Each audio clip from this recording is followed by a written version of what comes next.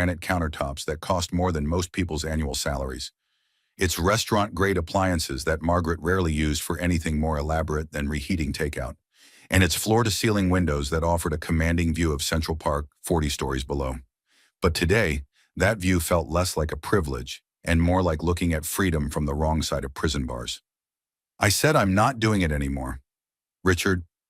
Her voice carried the soft, southern accent she had never quite managed to lose despite 2 decades of living in Manhattan. Each word measured and deliberate in the way that meant she was holding back a hurricane of emotions that threatened to destroy everything in their path. The accent always became more pronounced when she was angry, a linguistic tell that Richard had learned to recognize and dismiss over the years. Richard Thompson didn't bother looking up from his Wall Street Journal, his salt and pepper hair perfectly styled even at 3 in the afternoon. His Italian silk tie still knotted with mathematical precision, despite being home for over an hour. When he finally spoke, his voice cut through the air like a blade dipped in ice water. Each word calculated for maximum impact with minimum effort. You'll do exactly what I tell you to do, Margaret. That's what wives are for.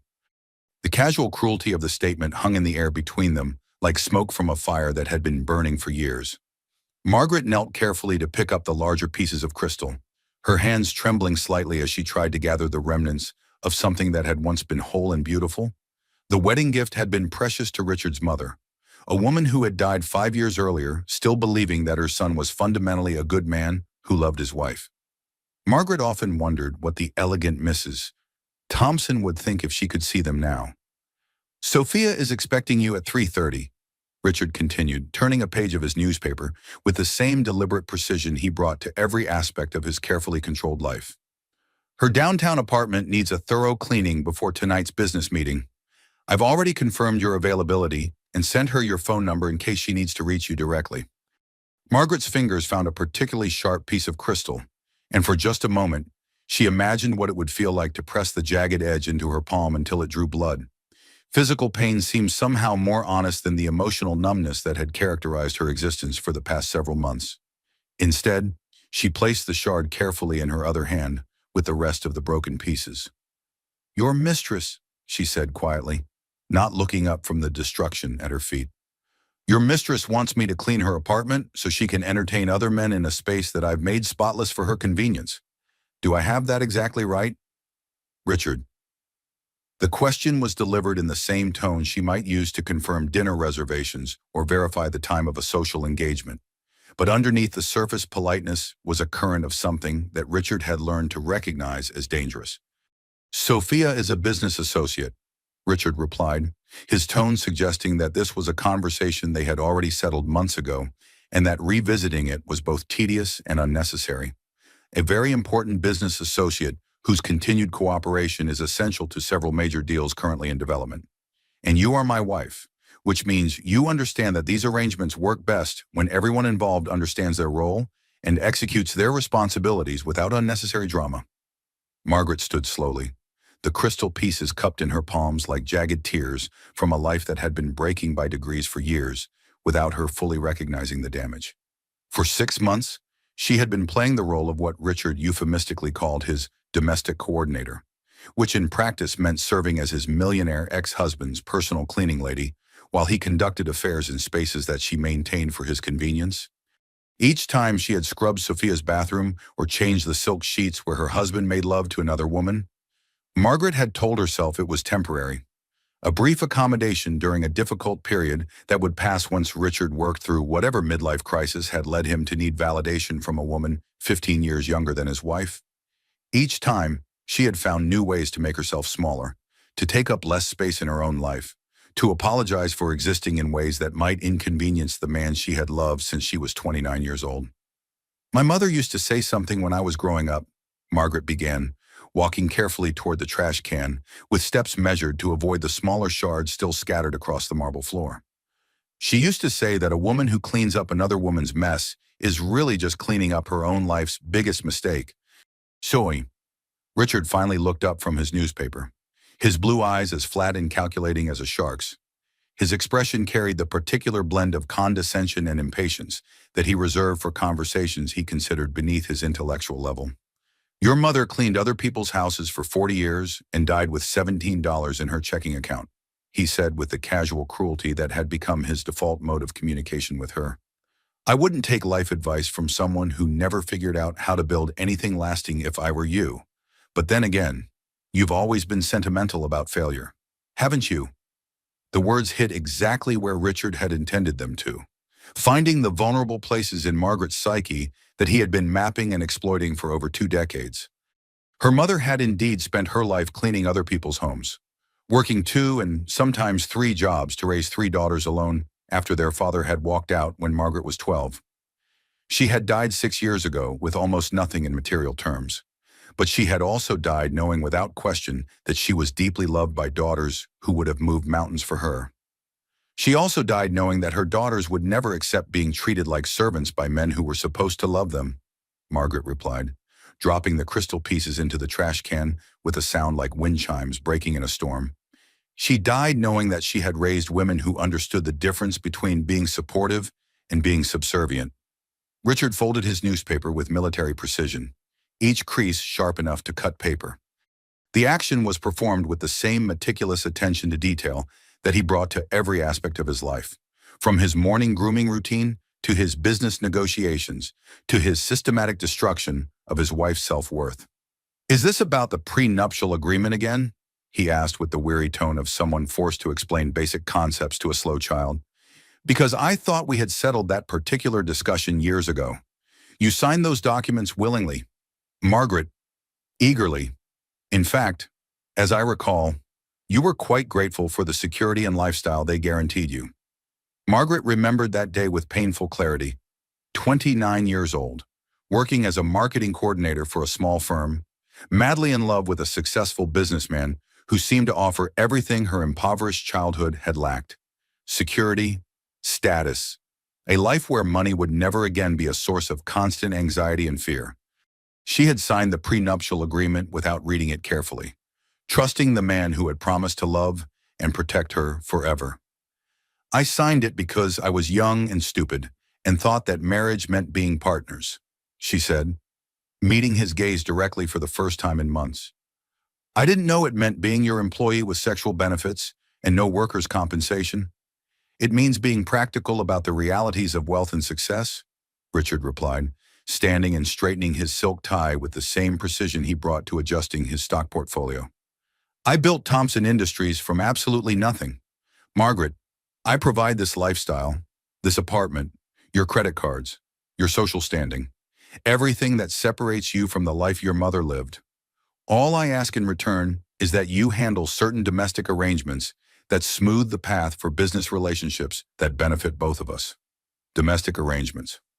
As if asking your wife to clean your mistress's apartment was morally equivalent to asking her to pick up dry cleaning or schedule dinner reservations. Margaret felt something fundamental shift inside her chest, like a door that had been locked for years, suddenly creaking open to reveal a room she had forgotten existed. "And what happens when you decide you don't need a domestic coordinator anymore?" she asked, her voice steadier than she had expected it to be. Richard paused in the kitchen doorway, and for just a moment, his carefully maintained mask slipped enough for Margaret to see something calculating and cold cross his features. It was the expression of a man running numbers in his head, calculating profit and loss statements for human relationships. "That's a conversation for another day," he said finally. "Right now, you have an appointment to keep, and Sophia doesn't appreciate being kept waiting. She's meeting with potential investors tonight, and first impressions matter in business. I trust you understand the importance of ensuring that everything is perfect." After Richard left for his office, Margaret stood alone in the kitchen that had never truly felt like hers despite 23 years of marriage. The space was too large, too cold, too much like a magazine photograph, and too little like a place where people actually lived. Through the massive windows, she could see into other apartments and other buildings, each one filled with lives she would never know or understand. She wondered how many of those windows looked in on women standing in their own kitchens, holding pieces of broken things, wondering when they had become strangers to themselves. The apartment felt different in Richard's absence, as if the air itself became lighter when his presence no longer filled every corner with demands and expectations and subtle criticisms. Margaret walked through rooms that showcased Richard's success, but contained almost nothing that reflected her personality or preferences. The art had been chosen by his decorator, the furniture selected for its investment value rather than comfort, the books on the shelves purchased by the yard to create an impression of intellectual sophistication. She paused in the living room, looking at the formal photograph of their wedding that occupied a place of honor on the marble mantelpiece. 29-year-old Margaret smiled back at her from behind Richard's protective arm, radiant with love and optimism and absolute trust in the future they were building together. The woman in that photograph had believed she was entering a partnership that would last forever. She had no way of knowing she was actually signing up to slowly disappear. Margaret's phone buzzed against the granite countertop, the sound unnaturally loud in the silence of the empty apartment. The text message was from her sister Claire, and it contained only 7 words that would change the trajectory of everything that followed. Emergency sister meeting, my office. Now, come. Margaret stared at the message for a long moment, then looked down at her hands. Small cuts from handling the broken crystal had left tiny drops of blood on her fingers, and she realized that for the first time in months, they looked like her hands again. Hands that had once built marketing campaigns and negotiated contracts and created things of value. Hands that belonged to a woman who had existed before she became Richard's wife and might possibly exist again after she stopped being his domestic coordinator. She grabbed her purse and walked toward the elevator, leaving the remaining crystal shards scattered across the marble floor like evidence of a crime scene. Someone else could clean them up. Someone else could worry about maintaining the perfect facade of a perfect life that had stopped being real so gradually that she hadn't noticed when pretense became prison. The elevator descended 40 floors toward street level, and with each passing floor, Margaret felt like she was traveling not just through space but through time, moving away from the woman she had become and toward the woman she used to be. By the time she reached the lobby, she had made a decision that would have seemed impossible just hours earlier. She was done being anyone's cleaning lady. Today would be the last day she spent maintaining other people's messes while her own life fell apart one small compromise at a time. The woman who emerged onto the Manhattan sidewalk was still wearing the designer clothes and perfect makeup that Richard expected. But underneath the familiar costume, something fundamental had shifted. Margaret Thompson was about to remember who she had been before she became afraid of who she might become. The elevator ascending to the 42nd floor of Thompson Sisters Enterprises moved with the smooth efficiency of German engineering. But Margaret felt like time was moving in slow motion as she watched the numbers climb toward what felt like her own personal judgment day. Each floor represented another step away from the penthouse prison she had just escaped and toward something she couldn't quite name yet, but desperately needed to find. Her reflection in the polished steel doors showed a woman she barely recognized despite seeing her every morning for the past several years. The designer clothes felt like a costume she had been wearing in a play she no longer understood. Hair styled to perfection for an audience that no longer mattered. Eyes that looked like they had forgotten not just how to hope, but how to see possibilities beyond the narrow parameters of the life Richard had constructed for her. The elevator chimed softly as the doors opened to reveal the reception area of Thompson Sisters Enterprises, the marketing empire that her younger sister Claire had built from absolutely nothing over the past 15 years. The space was a testament to vision and determination, with floor-to-ceiling windows offering a stunning view of Central Park that somehow looked completely different from this vantage point than it did from Margaret's kitchen 42 floors below. From here, the park didn't look like something to be observed from a distance, but something to be engaged with, explored, lived in. Ms. Thompson, the receptionist said with genuine warmth that Margaret had almost forgotten existed. Ms. Reed and Ms. Walsh are waiting for you in the main conference room. They said to send you right back. Margaret walked down the familiar hallway, lined with awards and photographs that chronicled the growth of Thompson Sisters Enterprises, from Claire's one-woman startup to a marketing powerhouse that competed successfully against firms that had been established for decades. Pictures of Claire speaking at industry conferences, accepting business honors, shaking hands with CEOs whose companies had been transformed by Thompson Sisters' innovative campaigns. Margaret had attended some of these events over the years, always introduced as Claire's sister, the one who married well, as if her only achievement in life was successfully landing a wealthy husband. The conference room door was slightly ajar, and through the opening, Margaret could hear the rapid-fire conversation that meant both her sisters were in full crisis management mode. Their voices carried the kind of focused intensity that had built two separate business empires from nothing but intelligence, determination, and an absolute refusal to accept limitations imposed by other people's expectations. The psychological manipulation is textbook.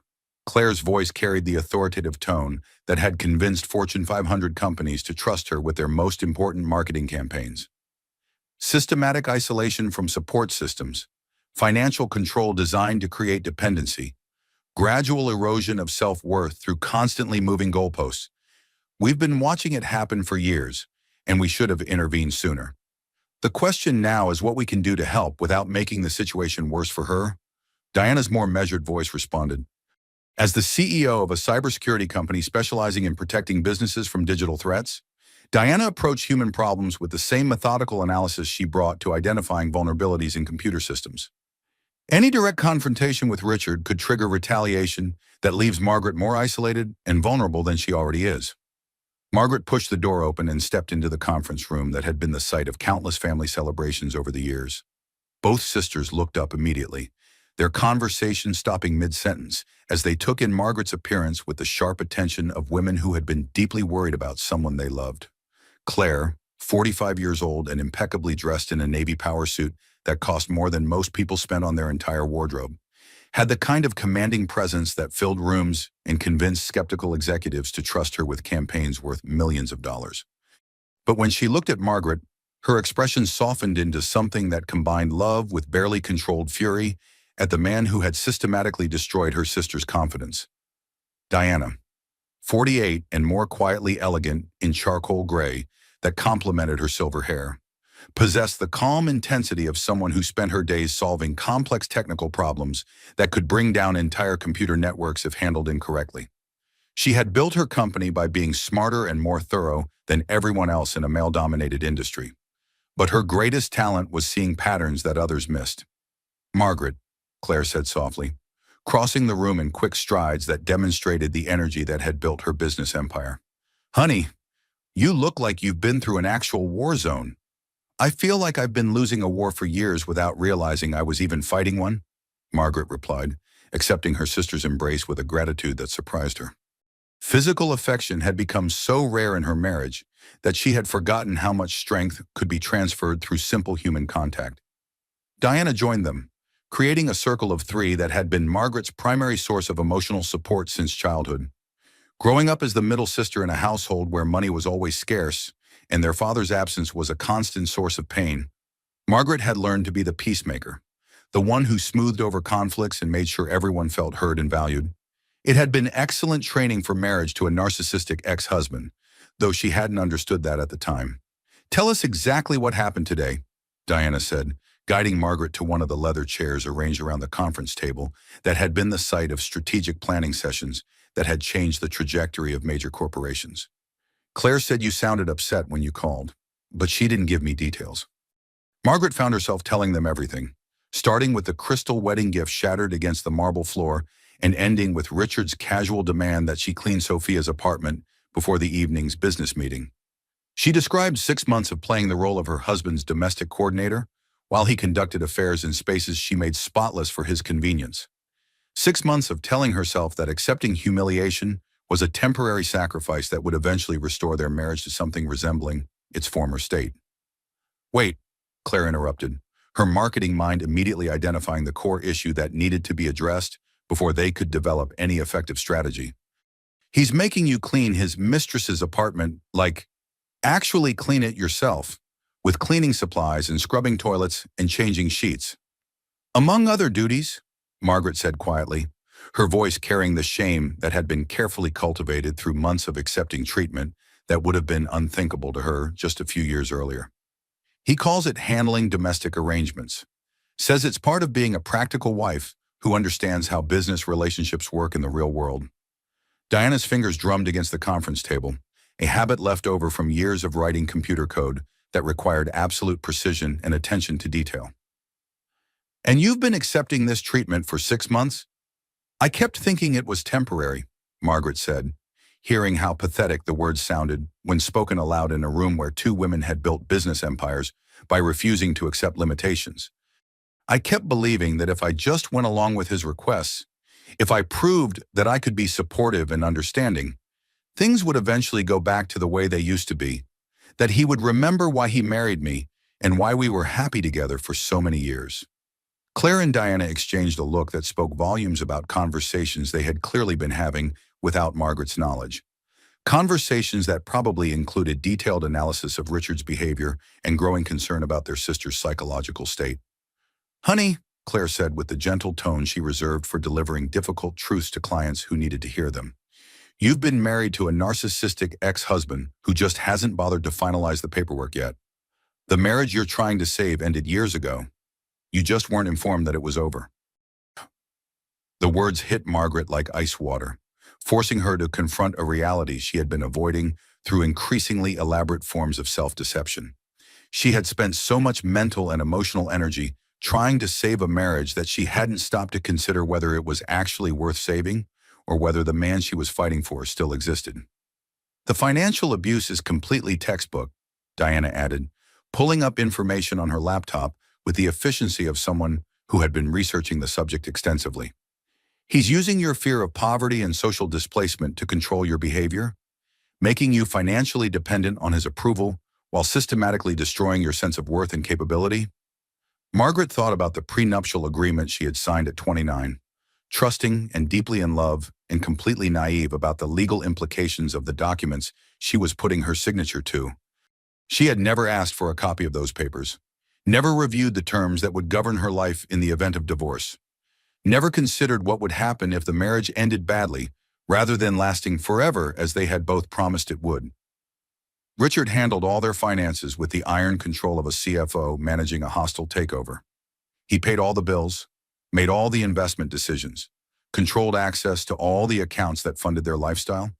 Margaret had credit cards and access to household accounts, but no real understanding of their total worth, how assets were protected, or what her legal rights might be if their marriage ended. "We're going to give him a choice," Diana continued, her voice taking on the strategic tone that had built her cybersecurity company from a startup working out of her apartment to a major player in corporate digital security. "He can start treating our sister with the respect and fairness she deserves, or we can systematically destroy his business empire piece by piece until there's nothing left but a very expensive pile of rubble." "You can't do that," Margaret protested with the automatic response of someone who had been trained to prioritize other people's comfort over her own basic rights. "Richard has connections throughout the city, relationships with people who could hurt your businesses if they wanted to retaliate. He's not just wealthy, he's strategically wealthy. He knows where all the bodies are buried because he helped bury most of them." Claire laughed, but there was no humor in the sound. It was the laugh of someone who had spent 15 years competing successfully against men who assumed that being female meant being weak, naive, or easily intimidated. "Margaret, honey, we didn't build our companies by being afraid of bullies," she said with the confidence of someone who had faced down hostile takeover attempts and emerged stronger than before. "We built them by being smarter than bullies, more strategic than bullies, and more ruthless than bullies when the situation required it. Richard Thompson is about to learn that he picked the wrong family to mess with."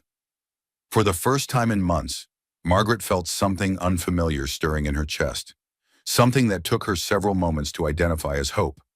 Not the desperate hope of someone clinging to illusions, but the practical hope of someone who suddenly understood that she had been fighting her battles alone when she actually had access to experienced allies with resources and expertise that matched or exceeded anything Richard could bring to bear. "What exactly are you thinking?" she asked, feeling like she was waking up from a years-long sleep. "We're thinking it's time for a comprehensive intervention," Diana said, opening multiple windows on her laptop that displayed information Margaret couldn't begin to interpret, but that clearly represented extensive research and preparation. "But not the kind of intervention he's expecting. Not the kind where we beg him to treat you better or threaten him with family drama. The kind where we systematically dismantle the foundation of everything he's built until treating you fairly becomes his only viable option."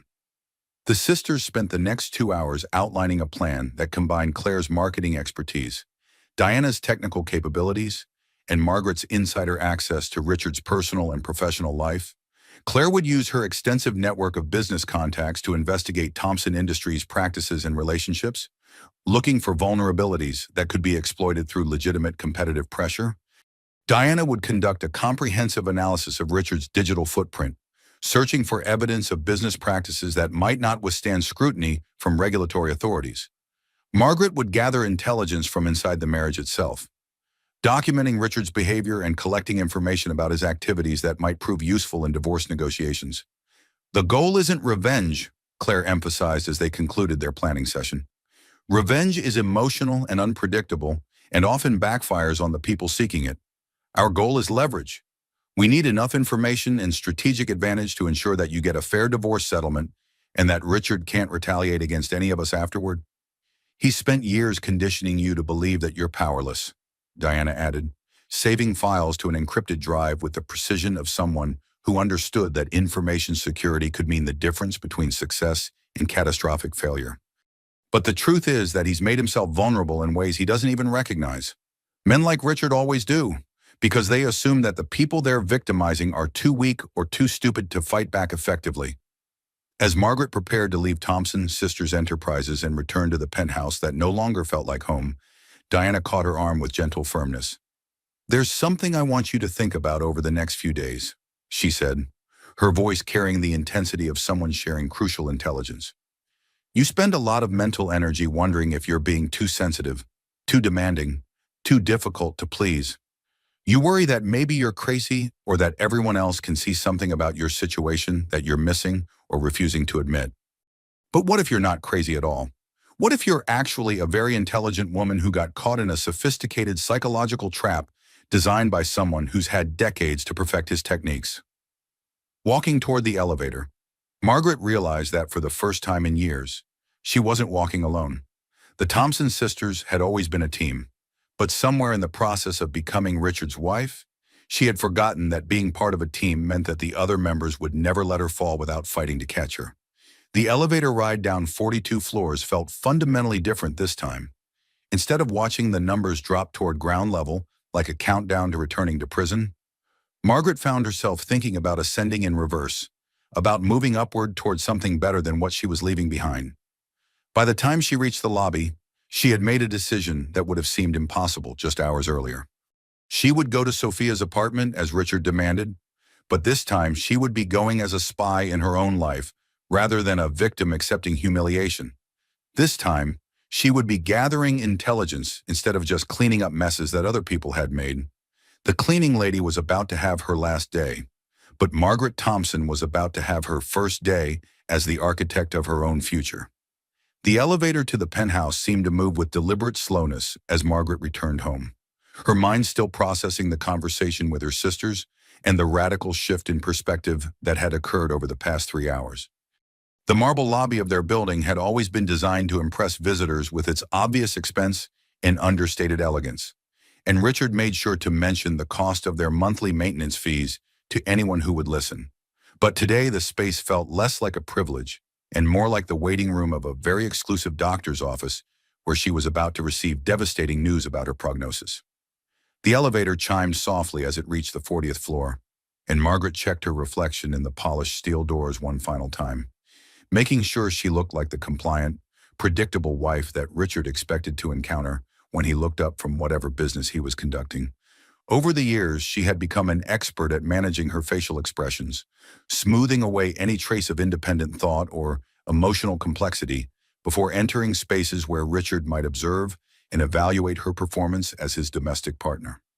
The penthouse was filled with the low murmur of masculine conversation and the distinctive clink of expensive crystal glasses containing beverages that cost more per ounce than most people spent on groceries in a week.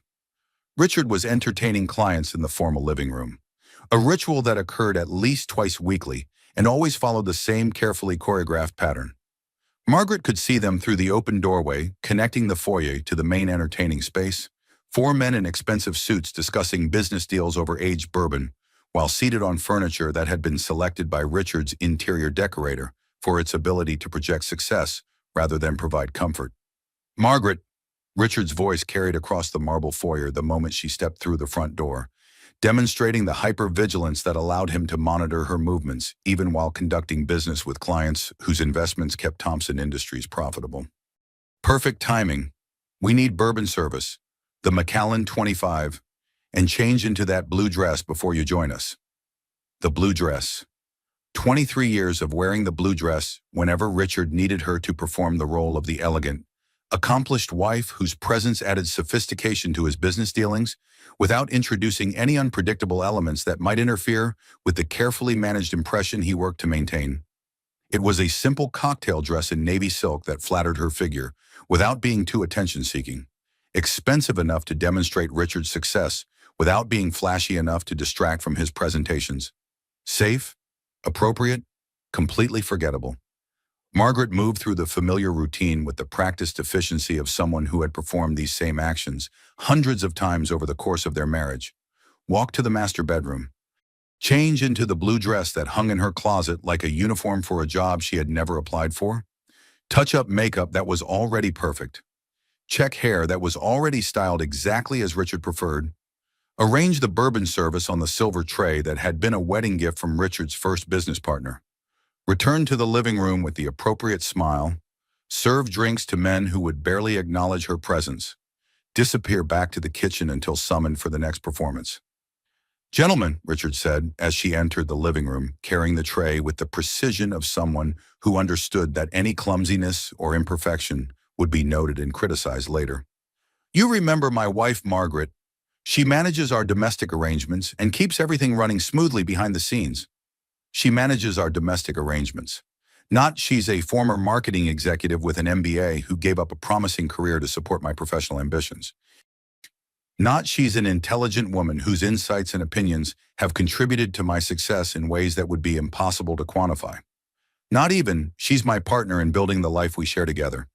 She manages domestic arrangements, like a very expensive piece of household equipment that required occasional acknowledgement, but no real consideration." "Mrs. Thompson." The clients nodded with the polite disinterest of men who had been trained to acknowledge wives as extensions of their husbands, rather than as independent human beings worthy of genuine attention. In their world, wives were pleasant background music, agreeable and decorative, but not requiring active listening or meaningful engagement. Margaret served the bourbon with the grace of someone who had been performing this role for decades, then began her retreat toward the kitchen as expected. But something made her pause in the doorway between the living room and the hallway, half hidden by shadows that allowed her to observe without being observed.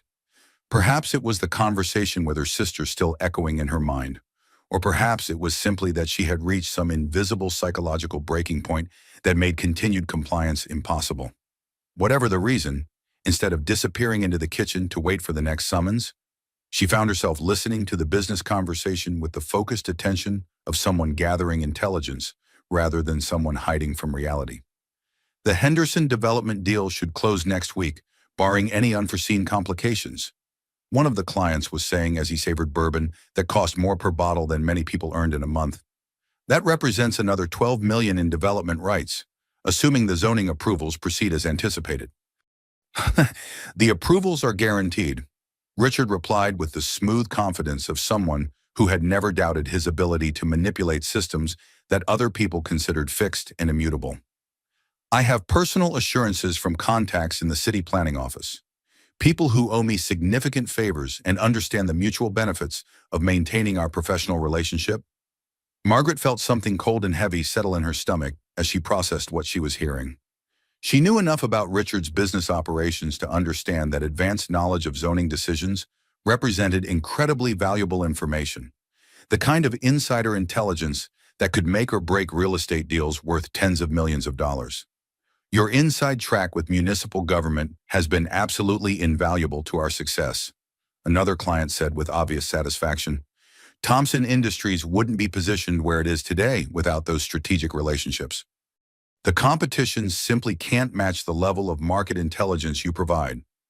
Success in real estate development is entirely about knowing the right people and understanding when to leverage that knowledge for maximum advantage," Richard said, and Margaret could hear the satisfied smile in his voice, even without being able to see his face. "Information is the only currency that really matters in our business. Everything else is just paperwork and construction. Margaret pressed herself against the wall of the hallway, barely breathing as she processed what she was overhearing. In 23 years of marriage, she had listened to countless business conversations like this one, but she had always assumed they represented legitimate networking and strategic planning within legal boundaries. Now, listening with the ears of a woman who no longer trusted anything her husband said or did, she was hearing something completely different. She was hearing evidence of systematic corruption. Her phone buzzed softly in the pocket of the blue dress, and she pulled it out carefully to read a text message from Sophia that made her blood pressure spike with a combination of humiliation and rage. "Darling, don't forget about this afternoon's appointment. The apartment needs to be absolutely spotless by 6 o'clock because I'm entertaining someone very special tonight. Pay particular attention to the bedroom and bathroom. I want everything perfect for my guest." Margaret stared at the message, feeling the familiar mixture of disbelief and degradation that had characterized every interaction with her husband's mistress over the past 6 months. The woman Richard was having an affair with was texting her directly, issuing instructions like Margaret was hired help rather than the legal wife whose marriage was being systematically destroyed by this relationship. "Okay, the divorce papers should be filed by the end of next week," she heard Richard saying in a lower voice that suggested he was sharing information meant for a smaller audience. "Once the Henderson deal closes and the profits are properly distributed, I won't need to maintain the marriage for appearance's sake anymore. The timing should work out perfectly." The words hit Margaret like a physical blow, forcing her to grip the doorframe to maintain her balance as her heart began pounding so loudly she was certain the men in the living room would hear it and discover her unauthorized presence. "Smart strategic thinking," one of the clients replied with obvious approval. 20-year marriages can be extraordinarily expensive to dissolve if the timing isn't managed properly. But if you coordinate the end of the marriage with the right business cycles, the prenuptial agreement was written by the best lawyers money could buy, Richard said with deep satisfaction. "She'll receive the house in the Hamptons and enough monthly support to maintain a modest but comfortable lifestyle. Nothing that will impact the business operations or create complications for future growth." Margaret felt the world tilt around her as she understood that everything she had been experiencing over the past 6 months, the cleaning arrangements, the systematic humiliation, the gradual erosion of her role in Richard's life, had been carefully orchestrated preparation for a divorce that Richard had been planning for months, without bothering to inform her that their marriage was ending.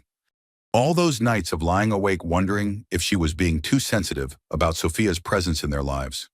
All those sessions of scrubbing another woman's apartment while telling herself she was being mature and understanding about Richard's midlife crisis. All those careful efforts to be the perfect wife who could save a marriage that was worth saving all of it had been performance in a play where the ending had already been written, and she was the only actor who didn't know how the story concluded. The conversation in the living room shifted to other topics, but Margaret could no longer process individual words. She moved through the penthouse like someone in shock, her mind struggling to reconcile the Richard she had loved for 23 years with the stranger she had just overheard, planning her dismissal from his life like a business transaction that required careful timing to minimize financial impact. In the master bedroom, she sat on the edge of the bed they had shared for over 2 decades and tried to remember the last time Richard had looked at her with anything resembling genuine affection.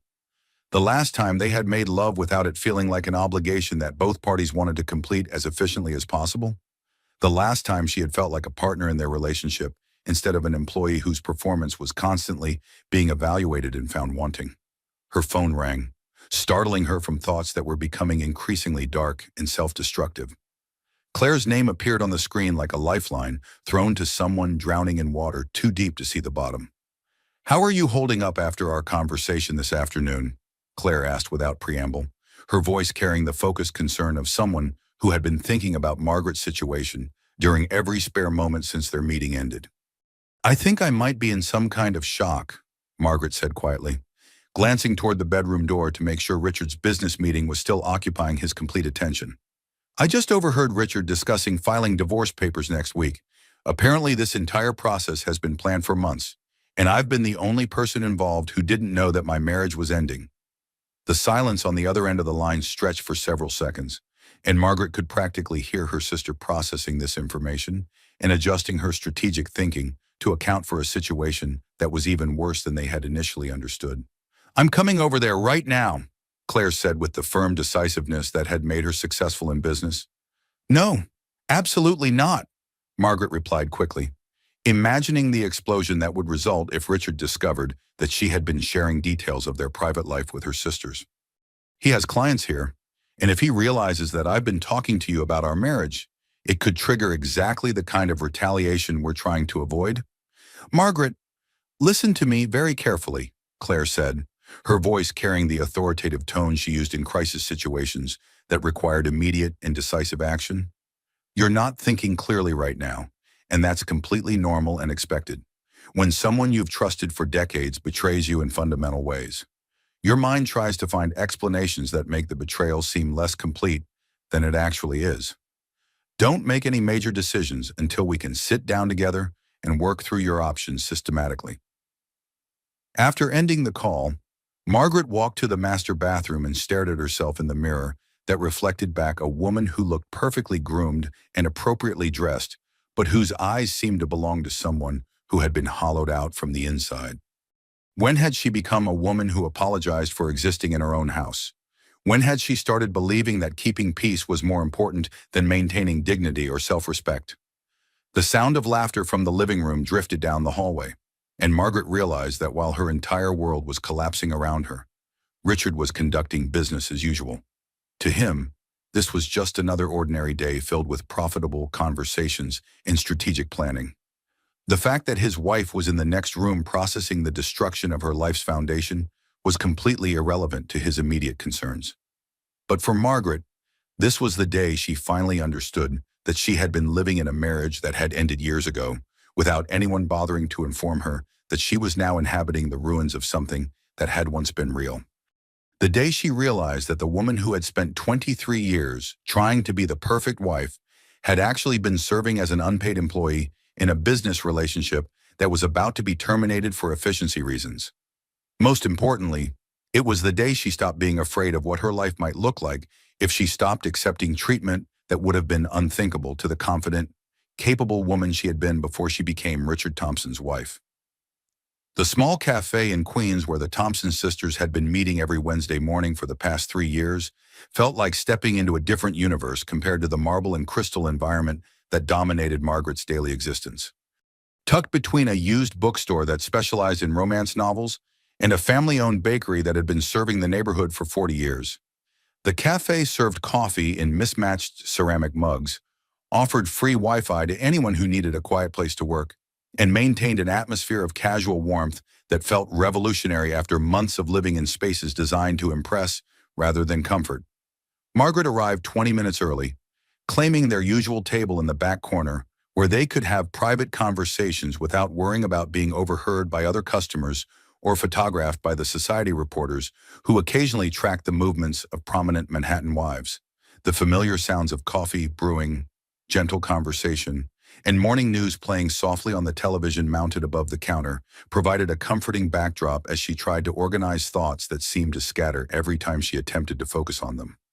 2 days had passed since overhearing Richard's conversation about divorce papers and municipal corruption, and Margaret felt like she was living in a strange dream where everything looked normal on the surface, but nothing made sense when examined closely.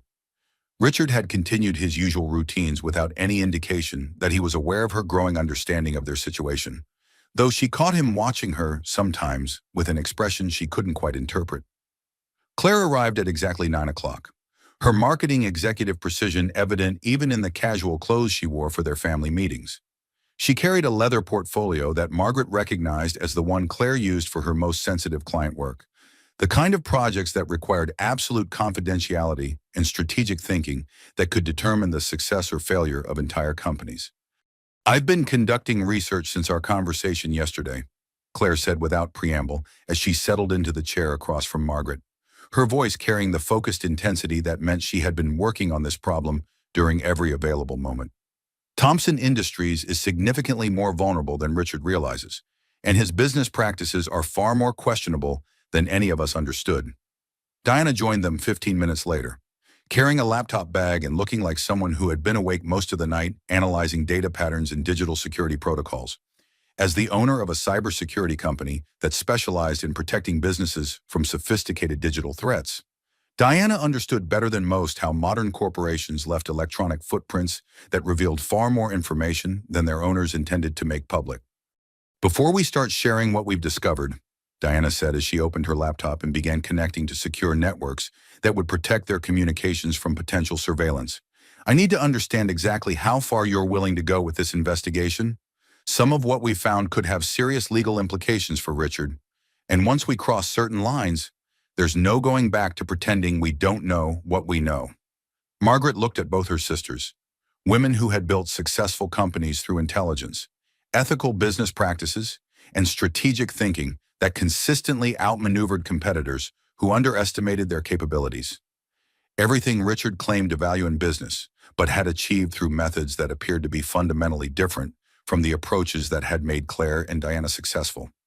"I want to understand the complete truth about what I'm dealing with before I make any decisions about my future," she said, surprised by how steady her voice sounded when she felt like everything inside her was trembling. "I need to know who I've actually been married to for 23 years, not just the version of himself that Richard has chosen to show me." Claire opened her portfolio and spread several printed documents across the small table, each page covered with highlighting and handwritten notes that suggested extensive analysis and cross-referencing. "Thompson Industries' success depends heavily on advanced knowledge of city development plans and municipal zoning decisions," she began, her finger tracing connections between different pieces of information. "But what I've discovered through my industry contacts suggests that Richard isn't just receiving this information early, he's actively participating in creating the decisions that his clients profit from." Diana pulled up multiple windows on her laptop screen, each displaying different types of data that painted a comprehensive picture of digital communications and financial transactions spanning several years. "The electronic evidence is even more damaging," she said, turning her laptop so Margaret could see spreadsheets and email threads that looked like evidence in a criminal investigation. "Your home network automatically backs up to cloud servers that Thompson Industries pays for, which means I've been able to analyze years of Richard's business communications without technically accessing anything that doesn't belong to you as his legal spouse." Margaret stared at the screen, seeing her husband's business empire through completely new eyes. The data showed patterns of communication between Richard and city officials that suggested relationships far more intimate and financially motivated than anything that could be considered legitimate business networking. "How long have you been able to access this information?" she asked, feeling like Alice falling down a rabbit hole into a world where nothing was what it had appeared to be. "Since you first told us about the cleaning arrangement 6 months ago," Diana replied quietly. "I installed monitoring software on your home network to make sure Richard wasn't planning any financial maneuvers that could leave you completely vulnerable. I thought I was protecting you from ordinary divorce tactics. I had no idea I was documenting evidence of systematic criminal activity." Claire leaned forward, her expression serious. "Show her the municipal corruption timeline." Diana pulled up a new screen that displayed a chronological map of Richard's business activities correlated with city planning decisions over the past 5 years. The pattern was unmistakable strategic donations to city council members' campaigns, followed by favorable zoning decisions, expensive consulting contracts with planning department officials, followed by development approvals that benefited Richard's clients, luxury trips and entertainment expenses that corresponded exactly with municipal votes that made Thompson Industries investors millions of dollars. "He's not just predicting which neighborhoods will be developed," Claire explained, pointing to specific examples on the timeline. "He's actively influencing which areas receive development approval, then positioning his clients to profit from decisions that he helped orchestrate. It's a sophisticated corruption network disguised as legitimate business relationships." Margaret felt overwhelmed by the scope of what her sisters had uncovered. She had known that Richard was ambitious and sometimes ruthless in his business dealings, but she had assumed his success came from being more intelligent and strategically thinking than his competitors. Learning that his achievements were actually built on systematic bribery and corruption felt like discovering that the foundation of her entire adult life had been constructed on quicksand. "There's more," Diana said, switching to another screen that showed what appeared to be stolen documents from various competing companies. "Thompson Industries' marketing campaigns consistently use proprietary research that appears to have been illegally obtained from smaller competitors. They're hacking into rival companies' computer systems, stealing their market analysis and strategic planning documents, then using that information to undercut their bids and steal their clients. Casimardo. We've identified 27 companies that have been victimized over the past 5 years, Claire added, pulling out a separate folder containing contact information and correspondence. I've been reaching out to some of them through my professional network. They're very interested in what we've discovered, and several are considering legal action if they can obtain sufficient evidence to support their cases. Margaret stared at the evidence spread across the table, trying to process the reality that her husband wasn't just emotionally unavailable and systematically cruel in their personal relationship. He was also a criminal who had built his professional reputation through theft, bribery, and fraud on a scale that could potentially destroy dozens of other businesses and hundreds of individual careers. "How is this possible?" she asked. "How did he hide all of this for so long?" "He didn't hide it," Diana replied. "He compartmentalized it. Richard's been very careful to spread his illegal activities across multiple different types of violations so that no single crime would be obvious enough to bring down his entire operation.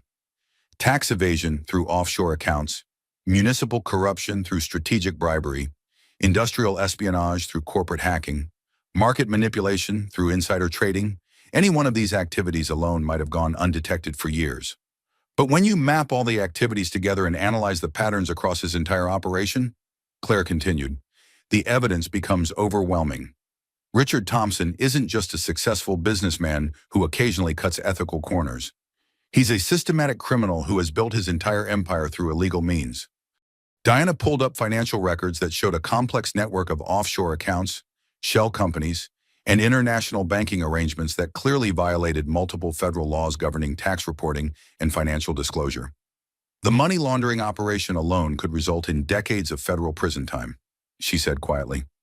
"Richard has been systematically hiding income from tax authorities through arrangements that are explicitly prohibited under international banking regulations." Margaret felt like she was drowning in information that redefined everything she thought she knew about the man she had been married to for over 2 decades. The millionaire ex-husband she had been afraid to leave because of his wealth and connections was actually a house of cards that could collapse with a single phone call to the appropriate federal authorities. "What do we do with all of this?" she asked, gesturing toward the evidence that covered their small table like pieces of a puzzle that revealed a picture too disturbing to contemplate. "That depends entirely on what kind of outcome you want," Claire replied, beginning to organize the documents back into her portfolio. "We can use this information as leverage to ensure that you receive a fair divorce settlement that recognizes your equal contribution to the marriage. Or we can turn everything over to federal investigators and let Richard face the full legal consequences of his choices. Or we can do both," Diana said with a slight smile that suggested she had been hoping Margaret would want to pursue the most comprehensive form of justice available. "There's no legal or ethical requirement that we choose between protecting your financial interests and ensuring that Richard's victims receive justice for the crimes he's committed against them." As they prepared to leave the cafe, Margaret felt something she hadn't experienced in years, the sense that she had real choices about her future, instead of just different ways to accept circumstances that other people had created for her.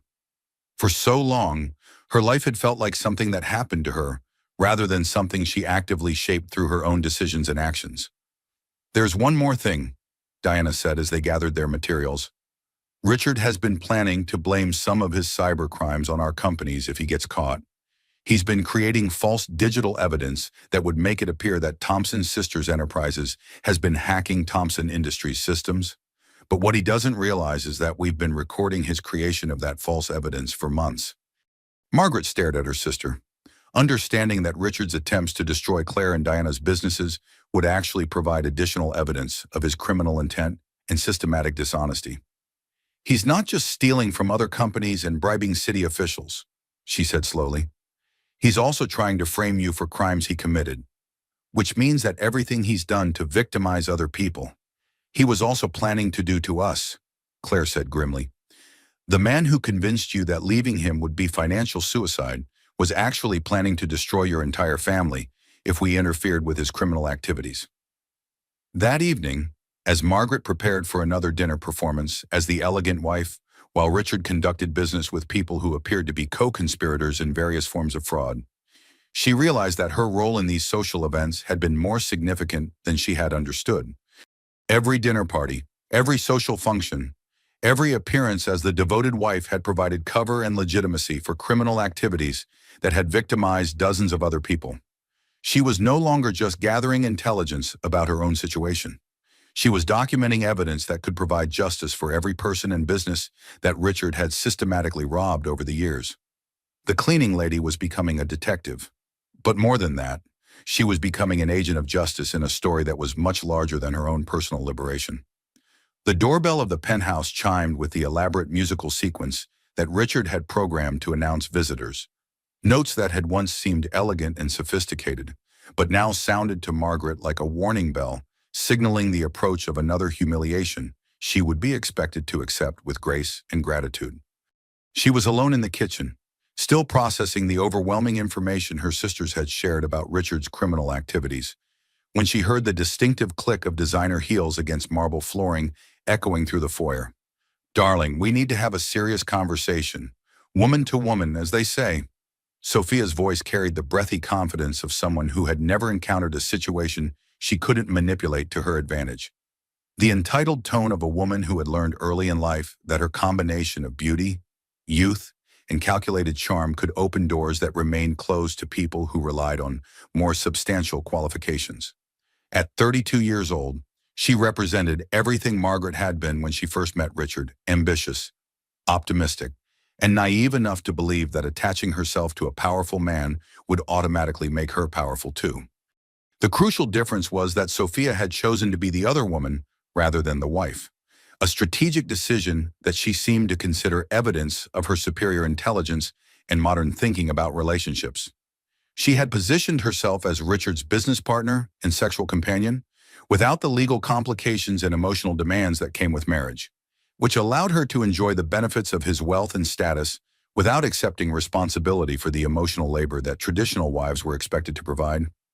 Margaret dried her hands on a kitchen towel with deliberate slowness, using the extra moments to compose her expression into something that resembled calm acceptance rather than the rage and disgust that threatened to overflow every time she was forced to interact with her husband's mistress.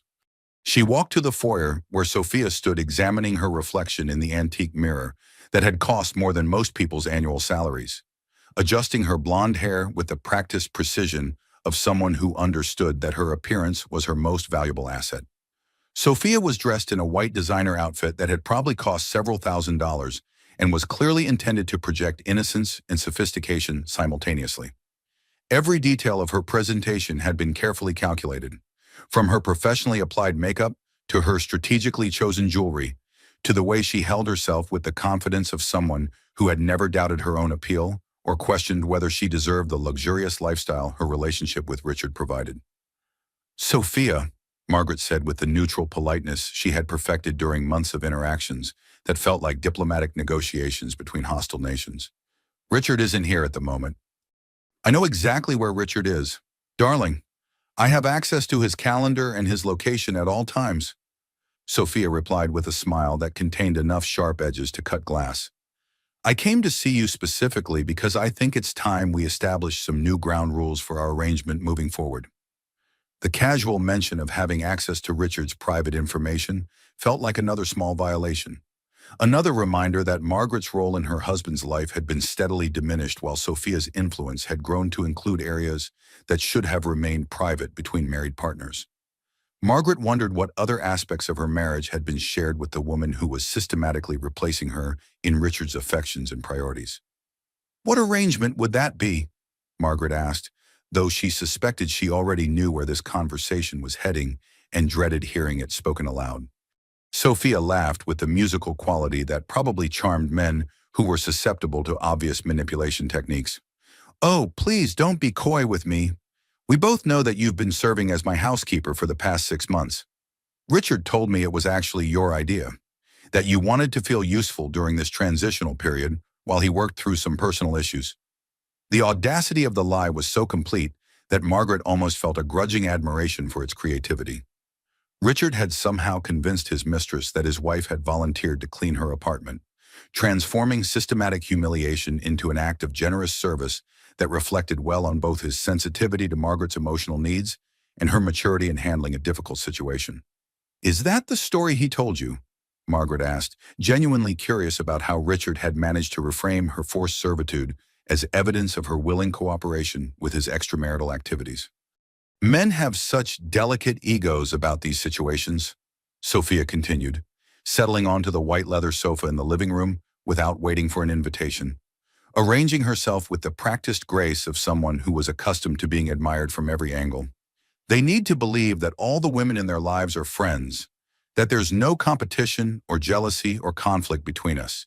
It makes them feel better about their choices and allows them to avoid confronting the emotional complications that come with managing multiple relationships simultaneously." Margaret followed Sophia into the living room, noting how comfortable the younger woman seemed in the space that Margaret had considered home for 23 years.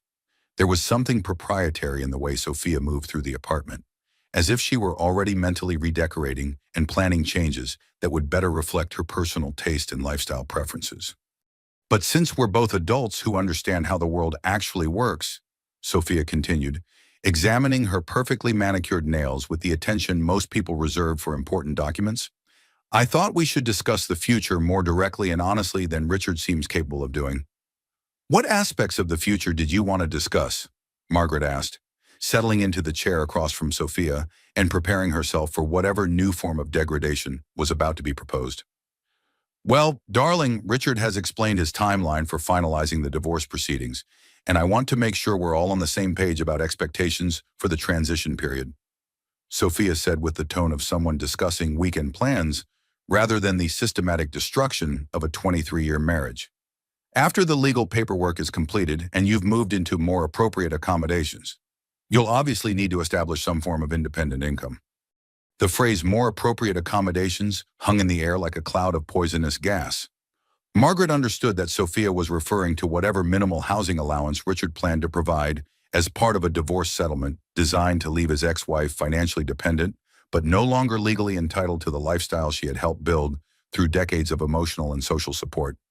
"And frankly, given your limited work experience over the past 2 decades," Sophia continued with the false sympathy of someone offering to help solve a problem she had created, "you might want to consider turning your cleaning skills into something more permanent and financially sustainable." The words settled over Margaret like a blanket made of ice.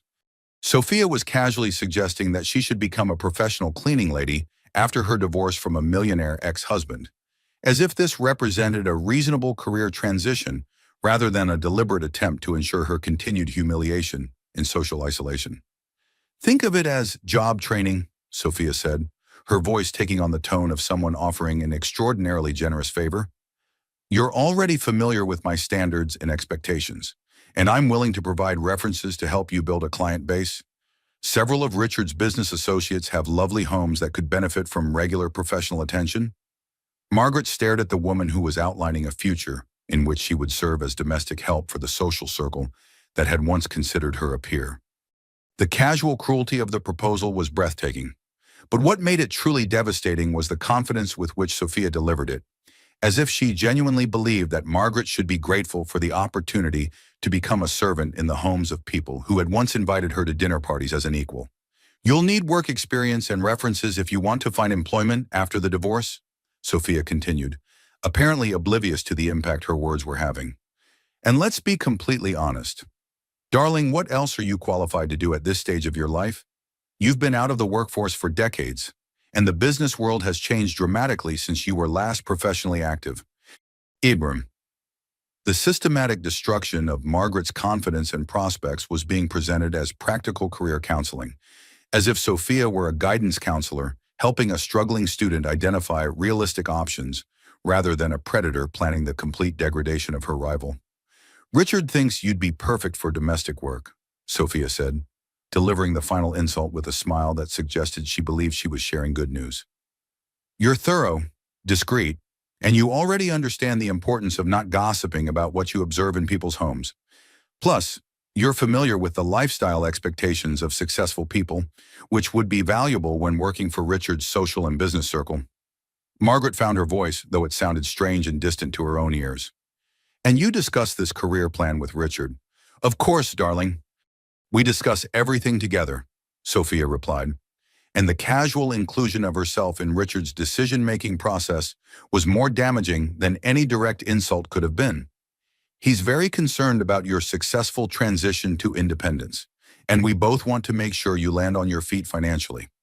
Richard has always spoken so highly of your practical nature and your ability to adapt to changing circumstances.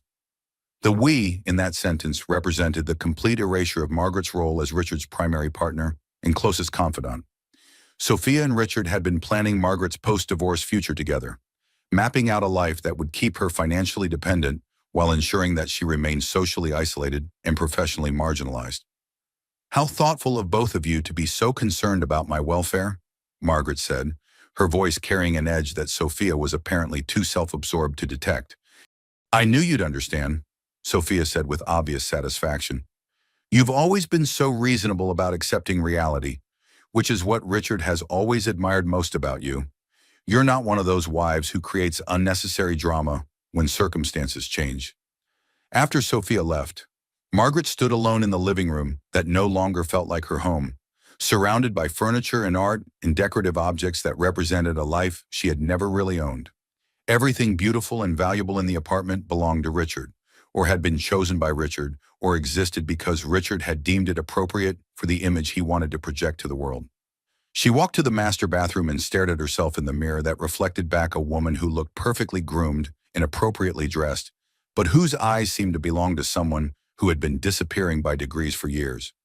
When had she become a woman who accepted being discussed and planned for by other people as if she were property to be disposed of, rather than a person with agency and rights and the capacity to determine her own future? Her phone rang, and Claire's name appeared on the screen like a lifeline thrown to someone drowning in water too deep and dark to escape. "Emergency," Margaret said the moment she answered. "They want me to become their permanent cleaning lady. It's not just about cleaning Sophia's apartment anymore. They're planning my entire post-divorce career as domestic help for Richard's social circle." The silence on the other end of the line stretched for several seconds, and Margaret could practically hear her sister's mind working to process information that was even worse than they had prepared for. "We're coming over right now," Claire said with the decisive tone that had built her marketing empire.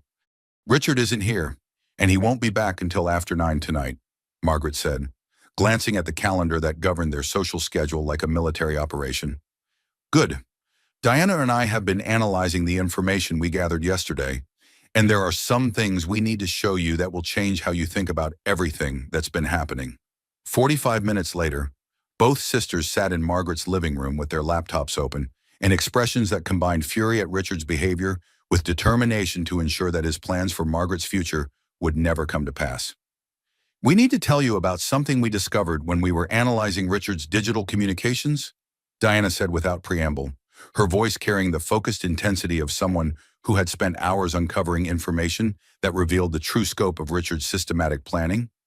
The cleaning arrangement with Sophia wasn't spontaneous humiliation or evidence of Richard's midlife crisis.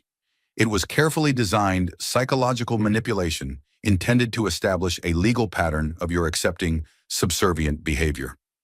Margaret felt the room seem to tilt around her as she processed what Diana was telling her. "What do you mean Richard has been building a legal case that you're psychologically dependent on his guidance and direction?" Claire explained, pulling up documents on her laptop that looked like legal strategy memos. "If he can demonstrate to a divorce court that you willingly performed domestic services for his business associates over an extended period, it supports his argument that you're incapable of independent decision-making and require long-term supervision rather than equal treatment as a competent adult. Which completely changes the divorce settlement calculations," Diana continued, showing Margaret financial projections that painted a devastating picture of her post-divorce prospects under different legal scenarios. "Instead of alimony that recognizes your equal contribution to building the wealth you shared during your marriage, you would receive supervised assistance that Richard would control and that could be terminated at his discretion." Margaret stared at her sisters, finally understanding that every humiliation of the past 6 months had been calculated to destroy not just her emotional stability and self-respect, but her legal standing as an equal partner in the marriage that was about to be dissolved. "Every time you clean Sophia's apartment, Every time you accepted treatment that diminished your status relative to Richard's, you were unknowingly providing evidence that could be used to argue that you're not competent to manage your own financial affairs, Claire explained. Richard's been playing a very sophisticated legal game while making you think you were just trying to save your marriage. But here's what he doesn't know, Diana said with a smile that contained enough satisfaction to power the entire city. We've been playing the same game, and we're much better at it than he is. That night, as Margaret waited for Richard to return from his business dinner, she realized that the woman who had spent 6 months cleaning up other people's messes while her own life fell apart was finally ready to start cleaning house in a completely different way.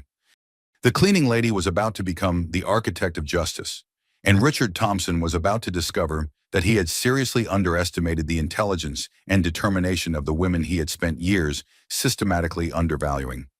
Diana's technology company occupied 3 full floors of a gleaming glass tower in Lower Manhattan, but her personal office felt more like a military command center than a corporate executive suite. Multiple high-resolution monitors displayed cascading streams of data that looked like digital waterfalls, and the walls were covered with whiteboards containing diagrams and flowcharts that resembled battle plans for a complex strategic operation. Which, Margaret realized as she settled into a chair across from Diana's impressive desk, was exactly what they had become. I've been conducting a comprehensive analysis of Thompson Industries' digital infrastructure for the past 72 hours, Diana said, her fingers moving across 3 separate keyboards with the fluid precision of a concert pianist performing a challenging piece of music. What I've discovered goes far beyond simple insider trading or municipal corruption. We're looking at systematic criminal enterprise that spans multiple jurisdictions and involves dozens of co-conspirators. Claire paced behind Diana's chair with the restless energy of someone whose marketing mind was already developing strategies to leverage whatever information Diana had uncovered. Margaret sat quietly, still processing the previous day's conversation with Sophia and the devastating realization that her months of accepting humiliation had been carefully orchestrated to support Richard's legal strategy for leaving her financially dependent and socially isolated. Richard had returned home the previous evening in an unusually expansive mood that suggested his business dinner had produced profitable results. He hadn't asked about Margaret's day or shown any interest in her emotional state, which was fortunate since she wasn't sure she could have concealed her growing understanding of the scope of his deception and manipulation. Show her the municipal corruption timeline first, Claire said, stopping her pacing to lean over Diana's shoulder and point to specific elements displayed on the main monitor. She needs to understand the scope of what we're dealing with before we get into the more complex financial crimes. Diana pulled up a comprehensive visual representation of Thompson Industries' business relationships with city government over the past 5 years. The display looked like a spider web connecting Richard's company to planning officials, zoning commissioners, city council members, and municipal contractors through a complex network of financial transactions, consulting contracts, and strategic donations. Thompson Industries' success isn't just based on advanced knowledge of development decisions, Diana explained, highlighting specific connections that showed money flowing from Richard's company to various city officials. Richard has been actively purchasing those decisions through a sophisticated bribery system disguised as legitimate business relationships. Margaret leaned forward to study the data more closely, seeing her husband's business empire through completely new eyes. The timeline showed strategic campaign contributions followed immediately by favorable zoning decisions, expensive consulting contracts that preceded development approvals, and luxury travel expenses that corresponded exactly with municipal votes that made Richard's clients millions of dollars. He's not predicting which neighborhoods will be developed, Claire said, pointing to specific examples on the screen. He's directly influencing which areas receive development approval by bribing the officials who make those decisions, then positioning his clients to profit from outcomes that he helped orchestrate through systematic corruption. The scope of the criminal activity was staggering. Margaret had always known that Richard was ambitious and sometimes ruthless in his business dealings, but she had assumed his success came from superior intelligence and strategic thinking. Learning that his achievements were actually built on purchasing government decisions through elaborate bribery schemes felt like discovering that everything she thought she knew about her husband's character was completely false. There's significantly more, Diana said, switching to another display that showed what appeared to be confidential documents from various competing companies. Thomson Industries has been conducting systematic industrial espionage against smaller competitors, stealing their proprietary research and using that information to undercut their bids and destroy their market position. The new screen showed detailed evidence of corporate hacking operations that had targeted 27 different companies over the past 5 years. Diana had somehow obtained records of illegal computer intrusions, stolen marketing research, and confidential strategic plans that Richard's company had used to systematically destroy businesses that posed competitive threats. We've been quietly reaching out to some of the victimized companies through carefully established business connections, Claire added, consulting notes on her own laptop. They're extremely interested in pursuing legal action if we can provide sufficient evidence to support criminal charges and civil lawsuits. The potential financial liability could easily reach into the hundreds of millions of dollars. Margaret felt overwhelmed by the comprehensive nature of Richard's criminal activities.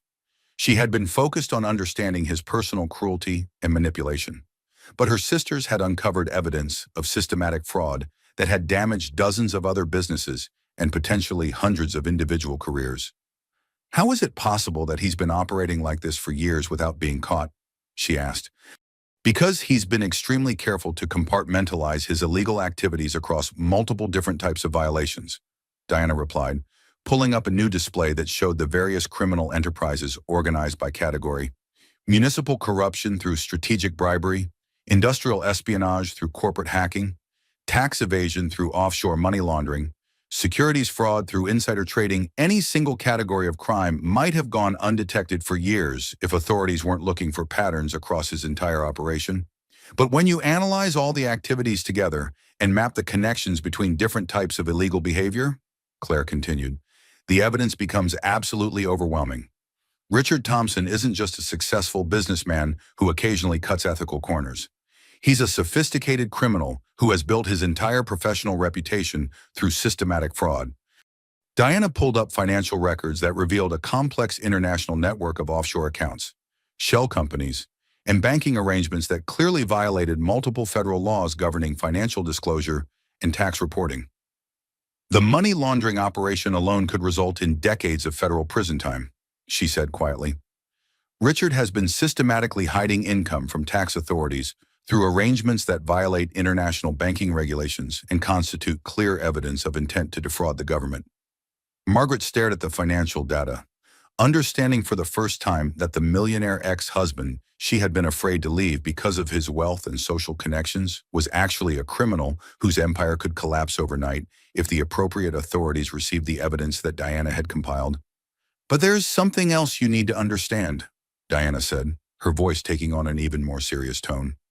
"Richard has been planning to blame some of his cybercrimes on our companies if he gets caught. He's been systematically creating false digital evidence that would make it appear that Thomson Sisters Enterprises has been hacking Thomson Industries' computer systems." Claire's expression darkened as she pulled up additional information on her laptop. "He's been preparing to frame us for crimes he committed, which means that everything he's done to victimize other people, he was also planning to do to his own wife's family." Margaret felt a chill that had nothing to do with the air conditioning in Diana's office.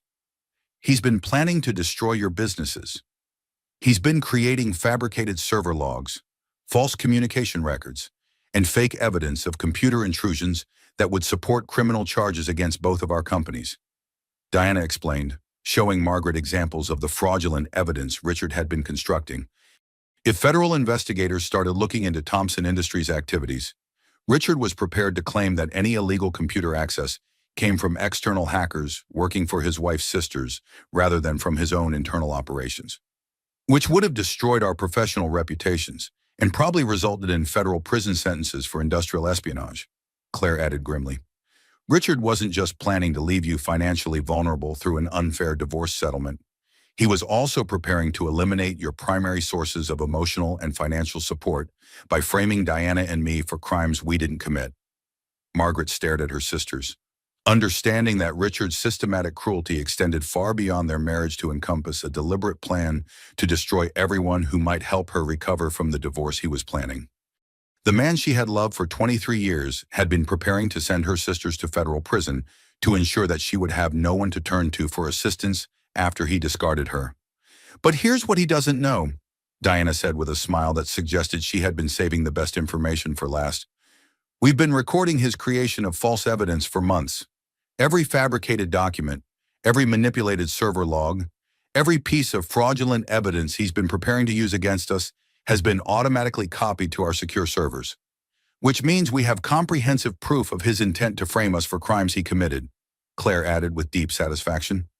Richard Thompson is about to learn that you don't survive in business by underestimating your opponents, and he has systematically underestimated every woman in his life.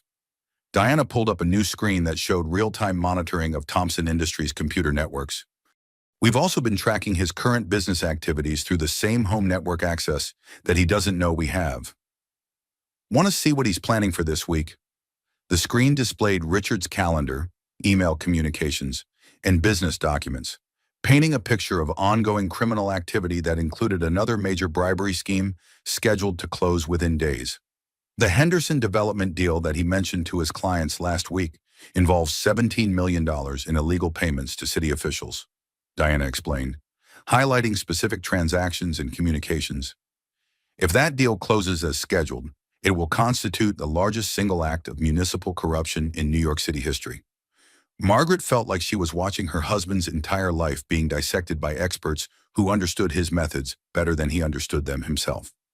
The Richard who had seemed so powerful and intimidating just days earlier now looked like a criminal who had been operating successfully only because no one with the right skills had bothered to investigate his activities thoroughly. "What do we do with all of this information?" she asked, gesturing toward the comprehensive evidence that covered Diana's multiple monitors like a digital indictment. "That depends entirely on what kind of outcome you want to achieve," Claire replied, beginning to organize printed copies of the most damaging evidence into files that looked like legal documents. "We can use this information as leverage to ensure that you receive a divorce settlement that reflects your actual legal rights rather than the minimal support Richard is planning to offer. Or we can provide everything to federal investigators and let Richard face the full legal consequences of his criminal activities. Or we can pursue both approaches simultaneously," Diana said with obvious enthusiasm for the most comprehensive form of justice available. "There's no legal requirement that we choose between protecting your financial interests and ensuring that Richard's victims receive justice for the crimes he's committed against them over the years." Margaret looked at the evidence that could potentially send her husband to federal prison for decades, thinking about all the businesses he had destroyed, all the people whose careers had been damaged by his systematic theft and fraud, all the taxpayers who had been cheated by his corruption of municipal government. How quickly could federal investigators act if they received this information? She asked. With evidence this comprehensive and well-documented, they could probably obtain search warrants and make arrests within days, Diana replied. White-collar crime prosecutions usually take months or years to develop because gathering evidence is so difficult, but we've essentially done all their investigative work for them. The challenge will be timing the release of information to maximize the impact while ensuring your safety, Claire added. Richard is going to be extremely dangerous when he realizes that his criminal empire is collapsing. We need to make sure you're protected before he discovers what we've been doing. As they prepared to leave Diana's office, Margaret felt the same sense of power and possibility that had characterized her conversation with her sisters earlier in the week, but magnified by the comprehensive nature of the evidence they had gathered. She was no longer just a woman trying to escape a bad marriage. She was someone who could provide justice for dozens of victims of systematic criminal activity. "There's one more thing," Diana said as they gathered their materials. "Richard's been planning to accelerate his timeline for filing divorce papers. Based on his communications with his lawyers, he's going to try to finalize everything before the end of this week. Which means we need to move quickly," Claire said. "If he files first and establishes the legal framework for the divorce on his terms, it becomes much more difficult to ensure that you receive fair treatment." Margaret nodded, understanding that they had reached the point where careful planning needed to give way to decisive action. The woman who had spent months accepting humiliation while trying to save a marriage that had ended years earlier was about to become the catalyst for bringing down a criminal empire that had victimized dozens of innocent people. "I want to do everything," she said quietly. "I want a fair divorce settlement that recognizes my contribution to our marriage, and I want Richard to face justice for all the people he's hurt over the years. But most importantly, I want to make sure he can never do this to anyone else." Diana and Claire exchanged a look that suggested they had been hoping Margaret would choose the most comprehensive approach to dealing with Richard's crimes. "Then we need to start making phone calls," Claire said with the satisfied expression of someone who had been waiting years for the opportunity to destroy a man who had systematically undervalued and abused her sister. The cleaning lady was about to become the key witness in the largest white-collar crime prosecution in New York City history. But more importantly, Margaret Thompson was finally ready to stop accepting the limited life that other people had planned for her and start building the future she actually deserved. The phone in Margaret's penthouse kitchen began ringing at 6:37 in the morning, the sharp electronic sound cutting through the pre-dawn silence, like an alarm announcing the beginning of a war that had been planned for months but was only now moving into its active phase. Margaret was already awake, sitting at the breakfast table with coffee that had grown cold while she rehearsed conversations she would need to have over the next several hours. Conversations that would determine whether Richard's criminal empire would continue victimizing innocent people or would finally face the justice it had avoided for years. The caller ID showed Claire's number, though Margaret had been expecting the call since before sunrise. Her sisters had spent most of the previous evening coordinating with federal investigators, business journalists, and legal experts to ensure that their counterattack against Richard's operations would be comprehensive enough to prevent him from escaping consequences through legal technicalities or political connections. "The FBI wants to move today," Claire said without preamble, her voice carrying the focused intensity of someone who had been awake most of the night, managing details that could determine the success or failure of their entire operation. "They've reviewed all the evidence Diana compiled, and they're convinced that waiting any longer could result in Richard destroying documentation or transferring assets to offshore accounts that would be impossible to recover." Margaret felt her stomach clench with a mixture of anticipation and terror. For months, she had been living in a state of suspended animation, accepting degradation while secretly hoping that something would change to restore her marriage to its former state. Now she was about to become the primary catalyst for changing everything, but in ways that would make returning to her previous life completely impossible. "What exactly happens today?" she asked, surprised by how steady her voice sounded when everything inside her felt like it was vibrating with nervous energy. "Multiple coordinated actions across several different fronts," Claire replied, and Margaret could hear papers shuffling as her sister consulted notes that probably contained enough information to fill a legal brief. FBI raids on Thompson Industries offices and several city government buildings. Arrests of Richard and his primary co-conspirators. Emergency freezing of all business and personal accounts pending investigation. And seizure of electronic records that will provide evidence for prosecutions that could continue for years. Margaret walked to the window that overlooked Central Park, watching early morning joggers and dog walkers beginning their daily routines in a world that seemed completely normal, despite being about to change in ways that would affect dozens of families and businesses throughout the city. "Where is Richard right now?" she asked, realizing that she had no idea whether her husband was still asleep in their bedroom or had already left for the office where federal agents would soon be executing search warrants. According to the electronic surveillance Diana has been maintaining, he left for his office 45 minutes ago for what he thinks is a routine breakfast meeting with potential investors. Claire replied, "He has no idea that the people he's meeting with are actually undercover federal agents who have been building this case for the past week."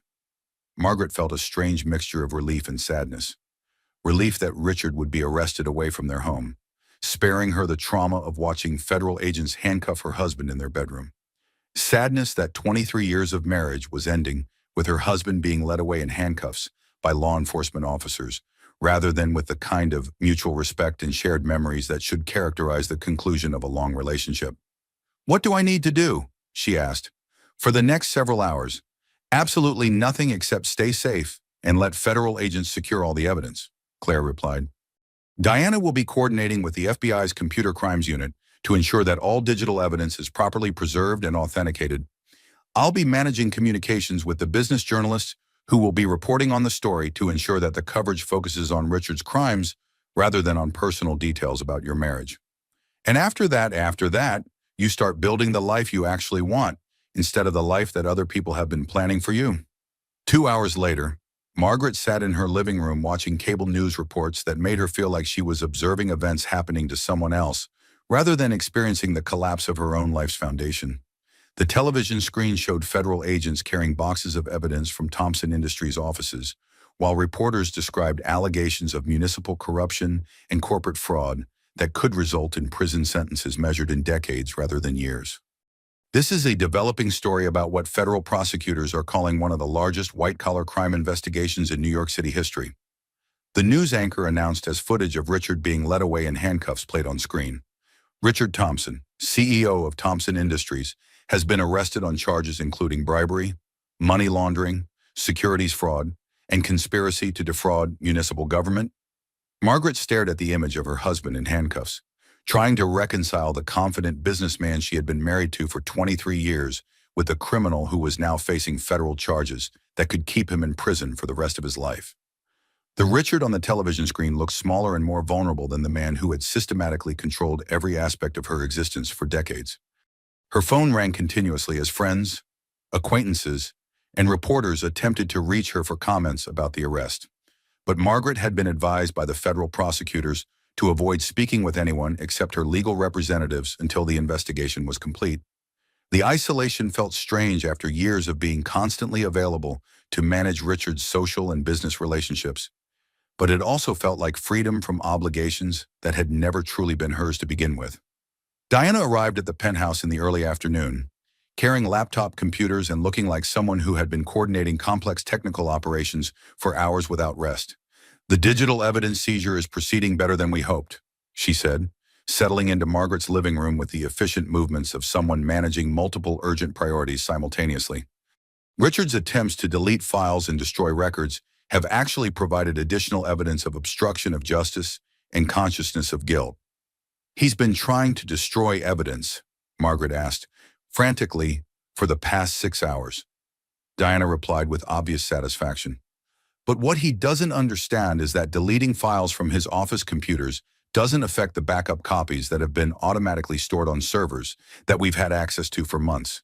Every document he's tried to destroy has been preserved, and his efforts to eliminate evidence have been recorded as additional criminal activity." Claire joined them an hour later, carrying newspapers and printed articles that showed how quickly the story was spreading through business and political circles throughout the city. "The media coverage is focusing exactly where we want it to focus," she said, spreading the publications across Margaret's coffee table. "Richard's business crimes and political corruption, rather than personal details about your marriage or speculation about your role in the investigation." Margaret examined the headlines that described Richard as a corrupt businessman rather than a husband whose wife had helped expose his crimes. The coverage protected her privacy while ensuring that the focus remained on the systematic nature of Richard's criminal activities and their impact on the broader community. "What's happening with the other people who were arrested?" she asked. "Jim Henderson, Commissioner Walsh, and Councilman Torres are all in federal custody, facing charges that could result in similar prison sentences," Claire replied. "The FBI has been building cases against the entire corruption network for years, but they never had the kind of comprehensive inside access that Diana's monitoring provided." Diana pulled up real-time information on her laptop that showed the continuing investigation expanding to include additional suspects and criminal activities that investigators were discovering as they analyzed the evidence. 23 additional businesses have come forward with evidence that they were victims of Thompson Industries' industrial espionage operations, she said. "The civil lawsuits alone could result in financial judgments that exceed the total value of Richard's business empire." Margaret felt overwhelmed by the scope of justice that was unfolding as a result of her decision to stop accepting treatment that had gradually destroyed her sense of self-worth and agency. Her personal liberation was generating consequences that extended far beyond her own situation to provide justice for dozens of other victims of Richard's systematic criminal activity. "There's something else," Claire said, consulting notes on her phone. "Sophia has been arrested as well. Apparently, she wasn't just Richard's mistress, she was also his primary liaison with several of the businesses that were being targeted for corporate espionage." The news that Sophia was also facing criminal charges provided a strange sense of justice that Margaret hadn't expected to feel. The woman who had treated her as hired help while planning her post-divorce career as a domestic servant was actually a criminal who had been profiting from illegal activities while pretending to be merely Richard's romantic companion. "So when she was instructing me on how to clean her apartment, she was actually coordinating computer crimes from the same location. Margaret asked. According to the evidence the FBI seized from her apartment, she was using her relationship with Richard as cover for managing industrial espionage operations that generated millions of dollars in illegal profits. Diana replied, "The apartment you were cleaning was actually a criminal headquarters disguised as a luxury residence." Margaret thought about all the hours she had spent scrubbing bathrooms and changing sheets in a space that was being used to coordinate systematic theft from other businesses, adding another layer of violation to experiences that had already felt degrading beyond description. As evening approached and the initial wave of arrests and evidence seizures concluded, Margaret found herself alone in the penthouse that no longer felt like a prison, but didn't yet feel like home either.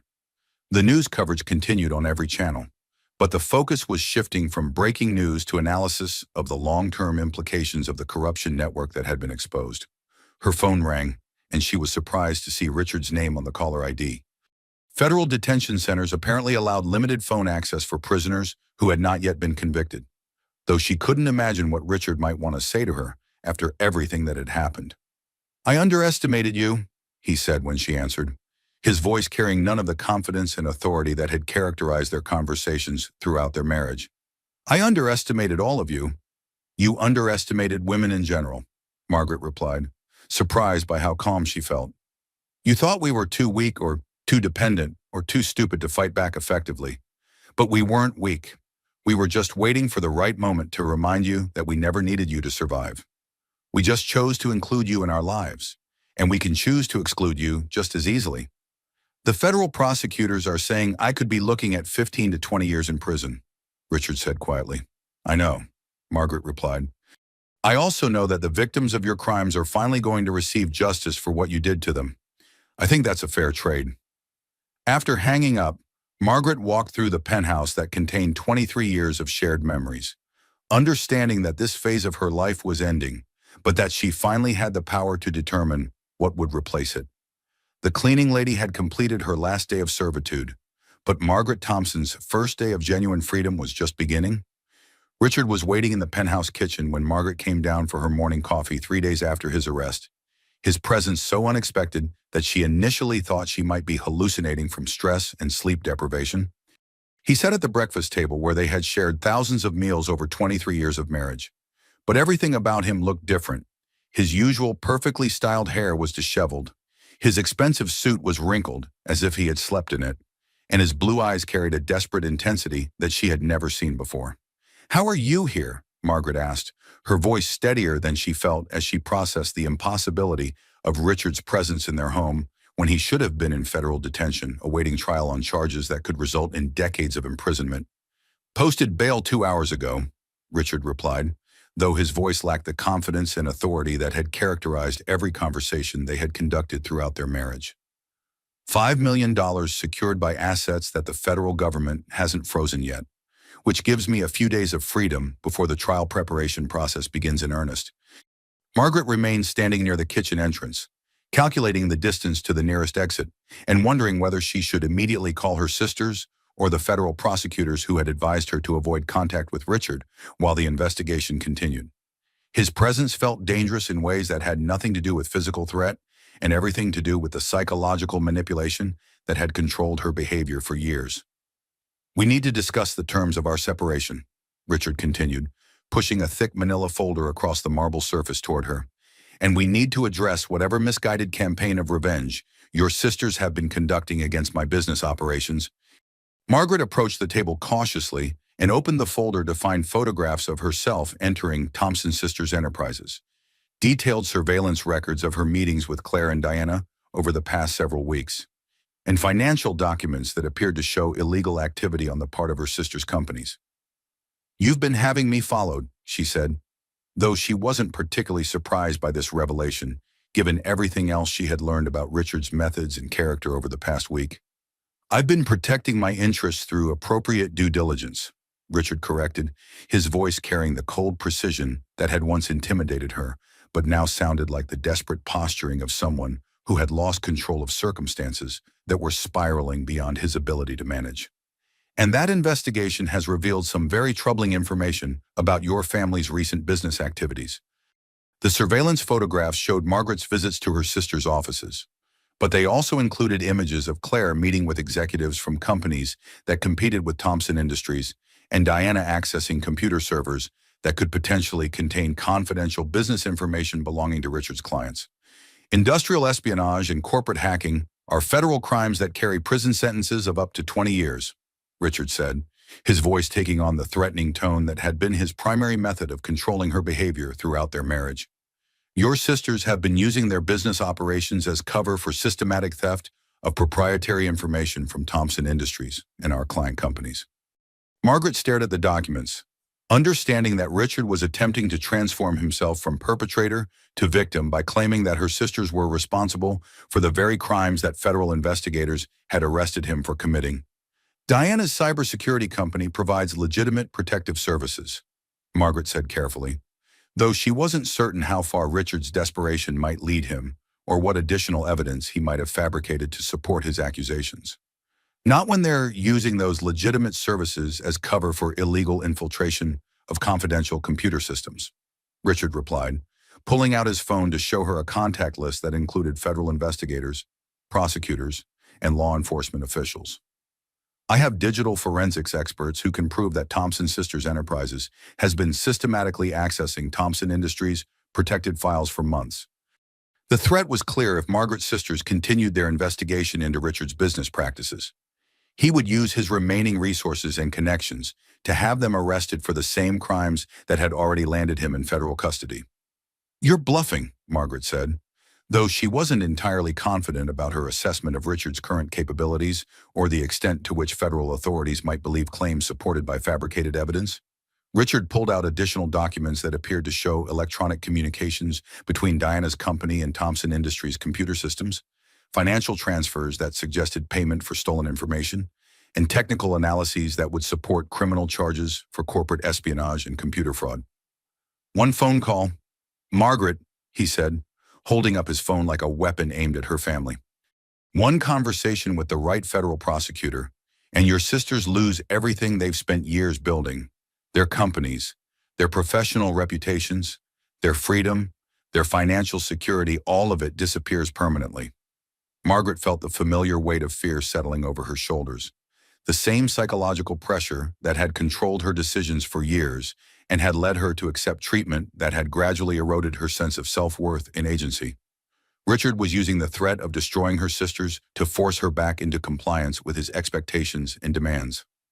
What exactly do you want from me? She asked, though she suspected she already knew what kind of bargain Richard was preparing to propose. I want you to sign the divorce papers that my attorneys filed yesterday, Richard said, producing another set of legal documents from his briefcase with the practiced efficiency of someone who had been planning this conversation for days. I want you to accept the settlement terms without negotiation or legal challenge. And most importantly, I want you to convince your sisters to cease their investigation into my business activities and to return any proprietary information they may have obtained through their illegal infiltration of my company's computer systems.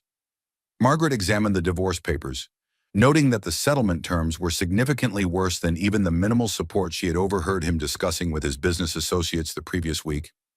The prenuptial agreement was being interpreted in the most restrictive possible manner, leaving her with barely enough financial support to maintain a middle-class lifestyle and no claim whatsoever to business assets that she had helped build through decades of social and emotional support. This settlement doesn't provide enough support for me to maintain even basic financial security, she said. Financial security is earned through productive work, not granted through legal entitlements. Richard replied with the casual cruelty that had characterized his treatment of her throughout the deterioration of their marriage. The terms are generous considering your lack of direct contribution to the business operations that generated our wealth, and they're far more favorable than what you would receive if your sister's criminal activities result in additional legal complications.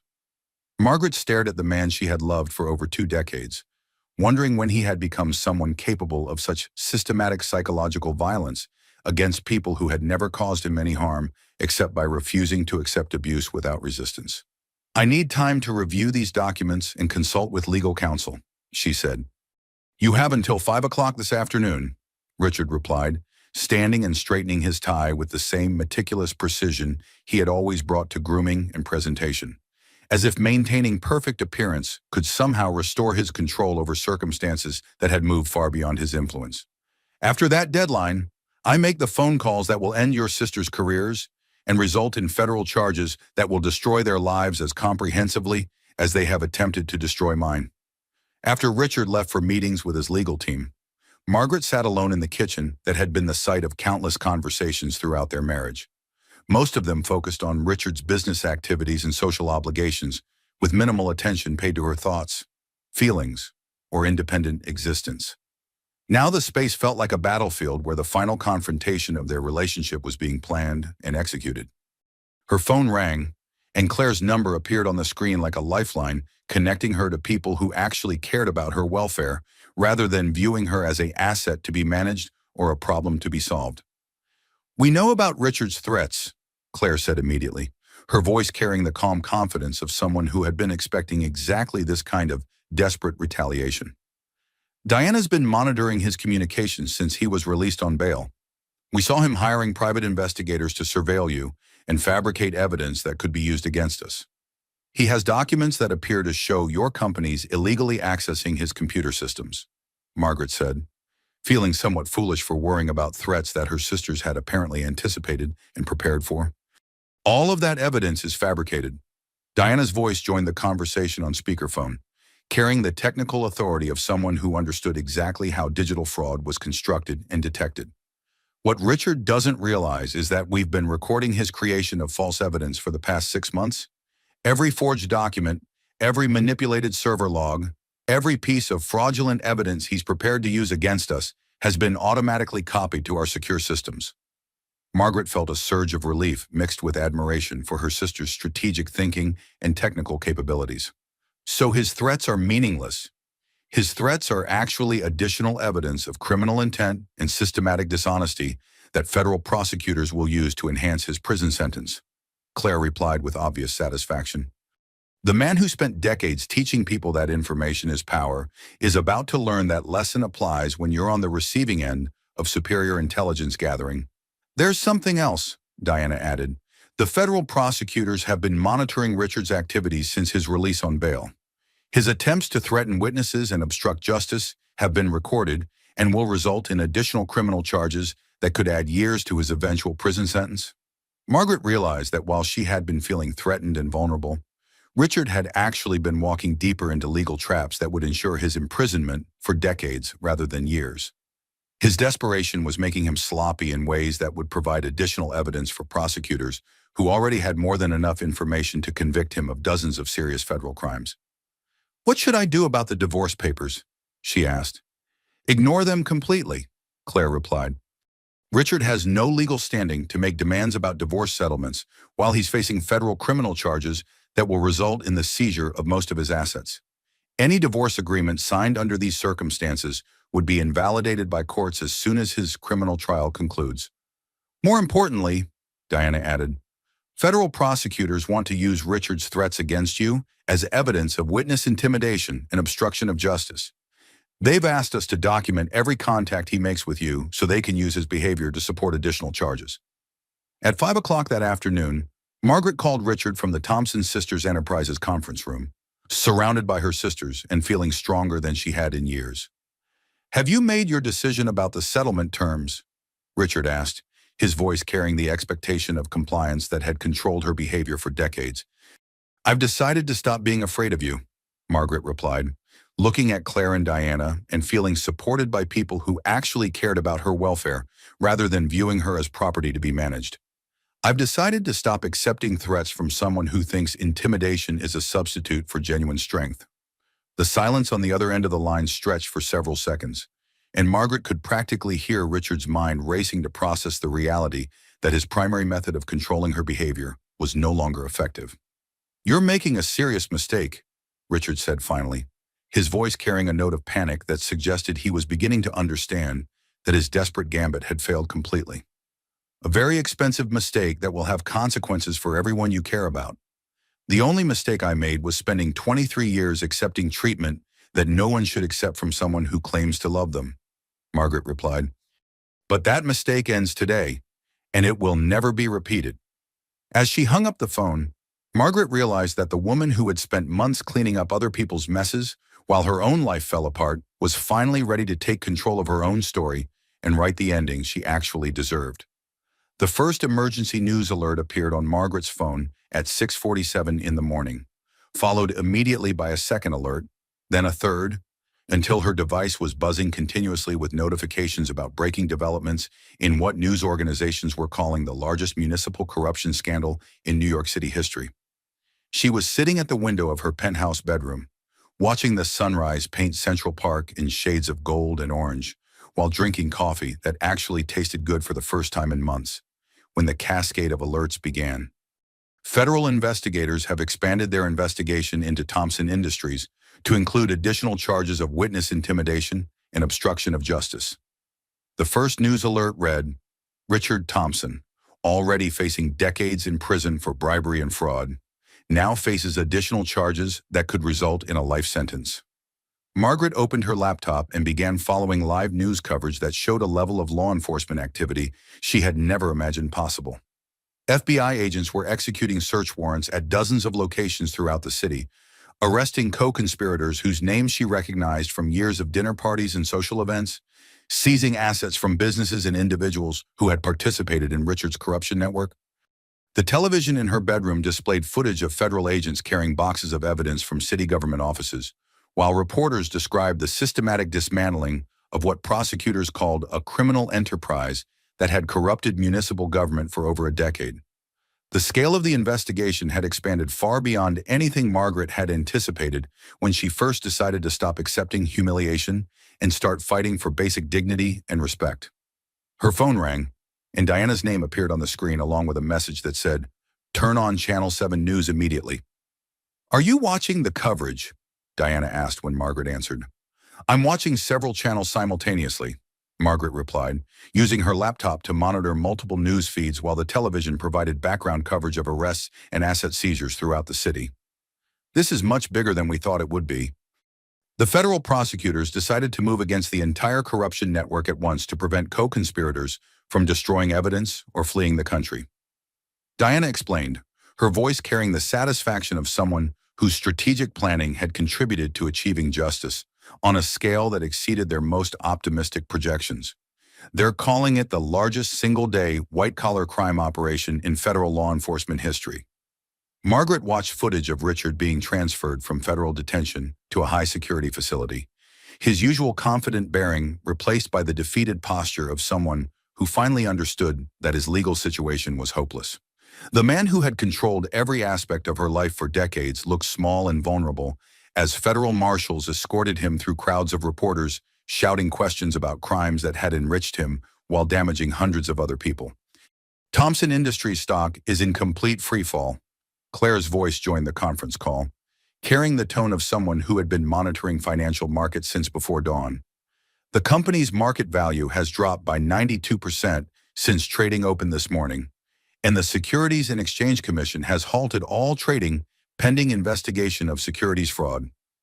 Margaret pulled up financial news coverage that showed Thompson Industries' stock price collapsing in real time as investors realized that the company's profits had been generated through systematic criminal activity rather than legitimate business operations. The business empire that Richard had spent decades building was being dismantled by market forces and regulatory authorities, working in coordination to ensure that none of his criminal profits could be preserved. "What's happening with the other people who were arrested?" Margaret asked. "Jim Henderson has already agreed to cooperate with federal prosecutors in exchange for a reduced sentence," Diana replied, consulting information that appeared to be flowing continuously from multiple sources.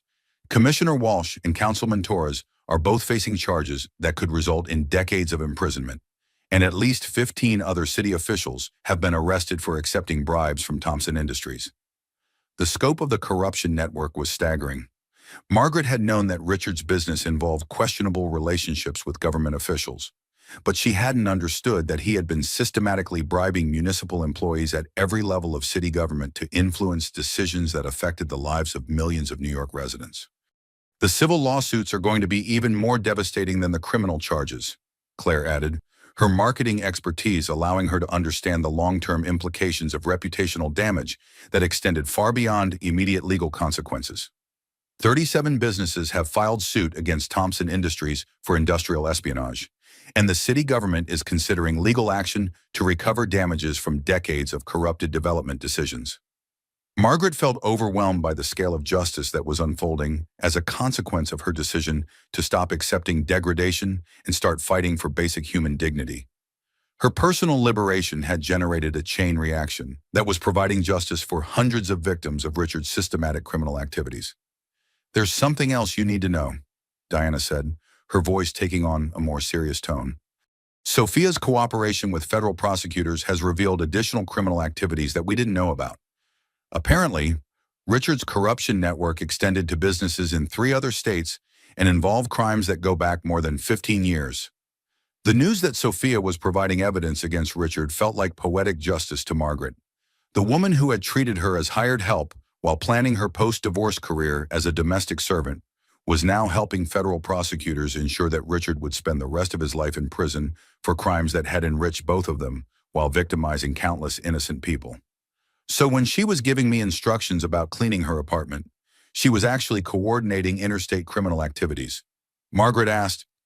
According to her testimony, the apartment you were cleaning served as a coordination center for corporate espionage operations that targeted businesses throughout the northeastern United States. Diana replied, "The FBI has been able to identify over 100 companies that were victimized by criminal activities that were planned and coordinated from that location." Margaret thought about all the hours she had spent scrubbing floors and cleaning bathrooms in a space that was being used as a criminal headquarters, adding another dimension of violation to experiences that had already felt degrading beyond description.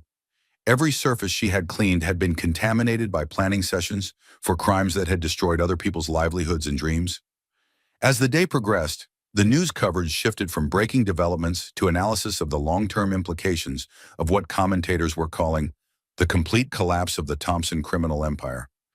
Federal prosecutors held a press conference to announce that their investigation had uncovered evidence of systematic criminal activity spanning more than a decade and involving hundreds of separate illegal transactions. This investigation has revealed a level of municipal corruption that threatens the basic integrity of democratic government. The lead federal prosecutor announced to a room full of reporters and cameras that would carry his words to audiences throughout the country. The defendants used their wealth and influence to systematically purchase government decisions that should have been made in the public interest, defrauding taxpayers and legitimate businesses while enriching themselves through criminal conspiracy. Margaret watched the press conference while sitting in the living room that had been the site of countless dinner parties where Richard had entertained the same government officials who were now being arrested for accepting his bribes. She realized that every social event she had hosted, every meal she had served, every conversation she had facilitated had been providing cover for criminal activities that had damaged the fundamental integrity of municipal government. Her phone rang, and she was surprised to see Richard's number appear on the screen. Federal detention facilities apparently allowed prisoners to make limited phone calls, though she couldn't imagine what Richard might want to discuss after everything that had happened. "I want you to know that I never intended for things to go this far," he said when she answered, his voice carrying none of the authority and confidence that had characterized their conversations throughout their marriage. The business activities, the corruption charges, the systematic nature of what prosecutors are describing, none of that was supposed to become public knowledge. "Sorry, but all of it was real," Margaret replied, surprised by how detached she felt from the man whose voice had once had the power to control her emotions and behavior. "Everything prosecutors are describing actually happened, regardless of whether you intended for people to find out about it. The federal sentencing guidelines are suggesting that I could spend the rest of my life in prison," Richard said quietly. "Decades of imprisonment for business decisions that seemed reasonable at the time they were made. What seemed reasonable to you was systematic criminal activity that damaged hundreds of other people's lives," Margaret replied, thinking about all the businesses that had been destroyed by Richard's theft and fraud, all the taxpayers who had been cheated by his corruption of municipal government. "The prosecutors aren't punishing you for business decisions. They're ensuring that you face consequences for choices that victimized innocent people for years.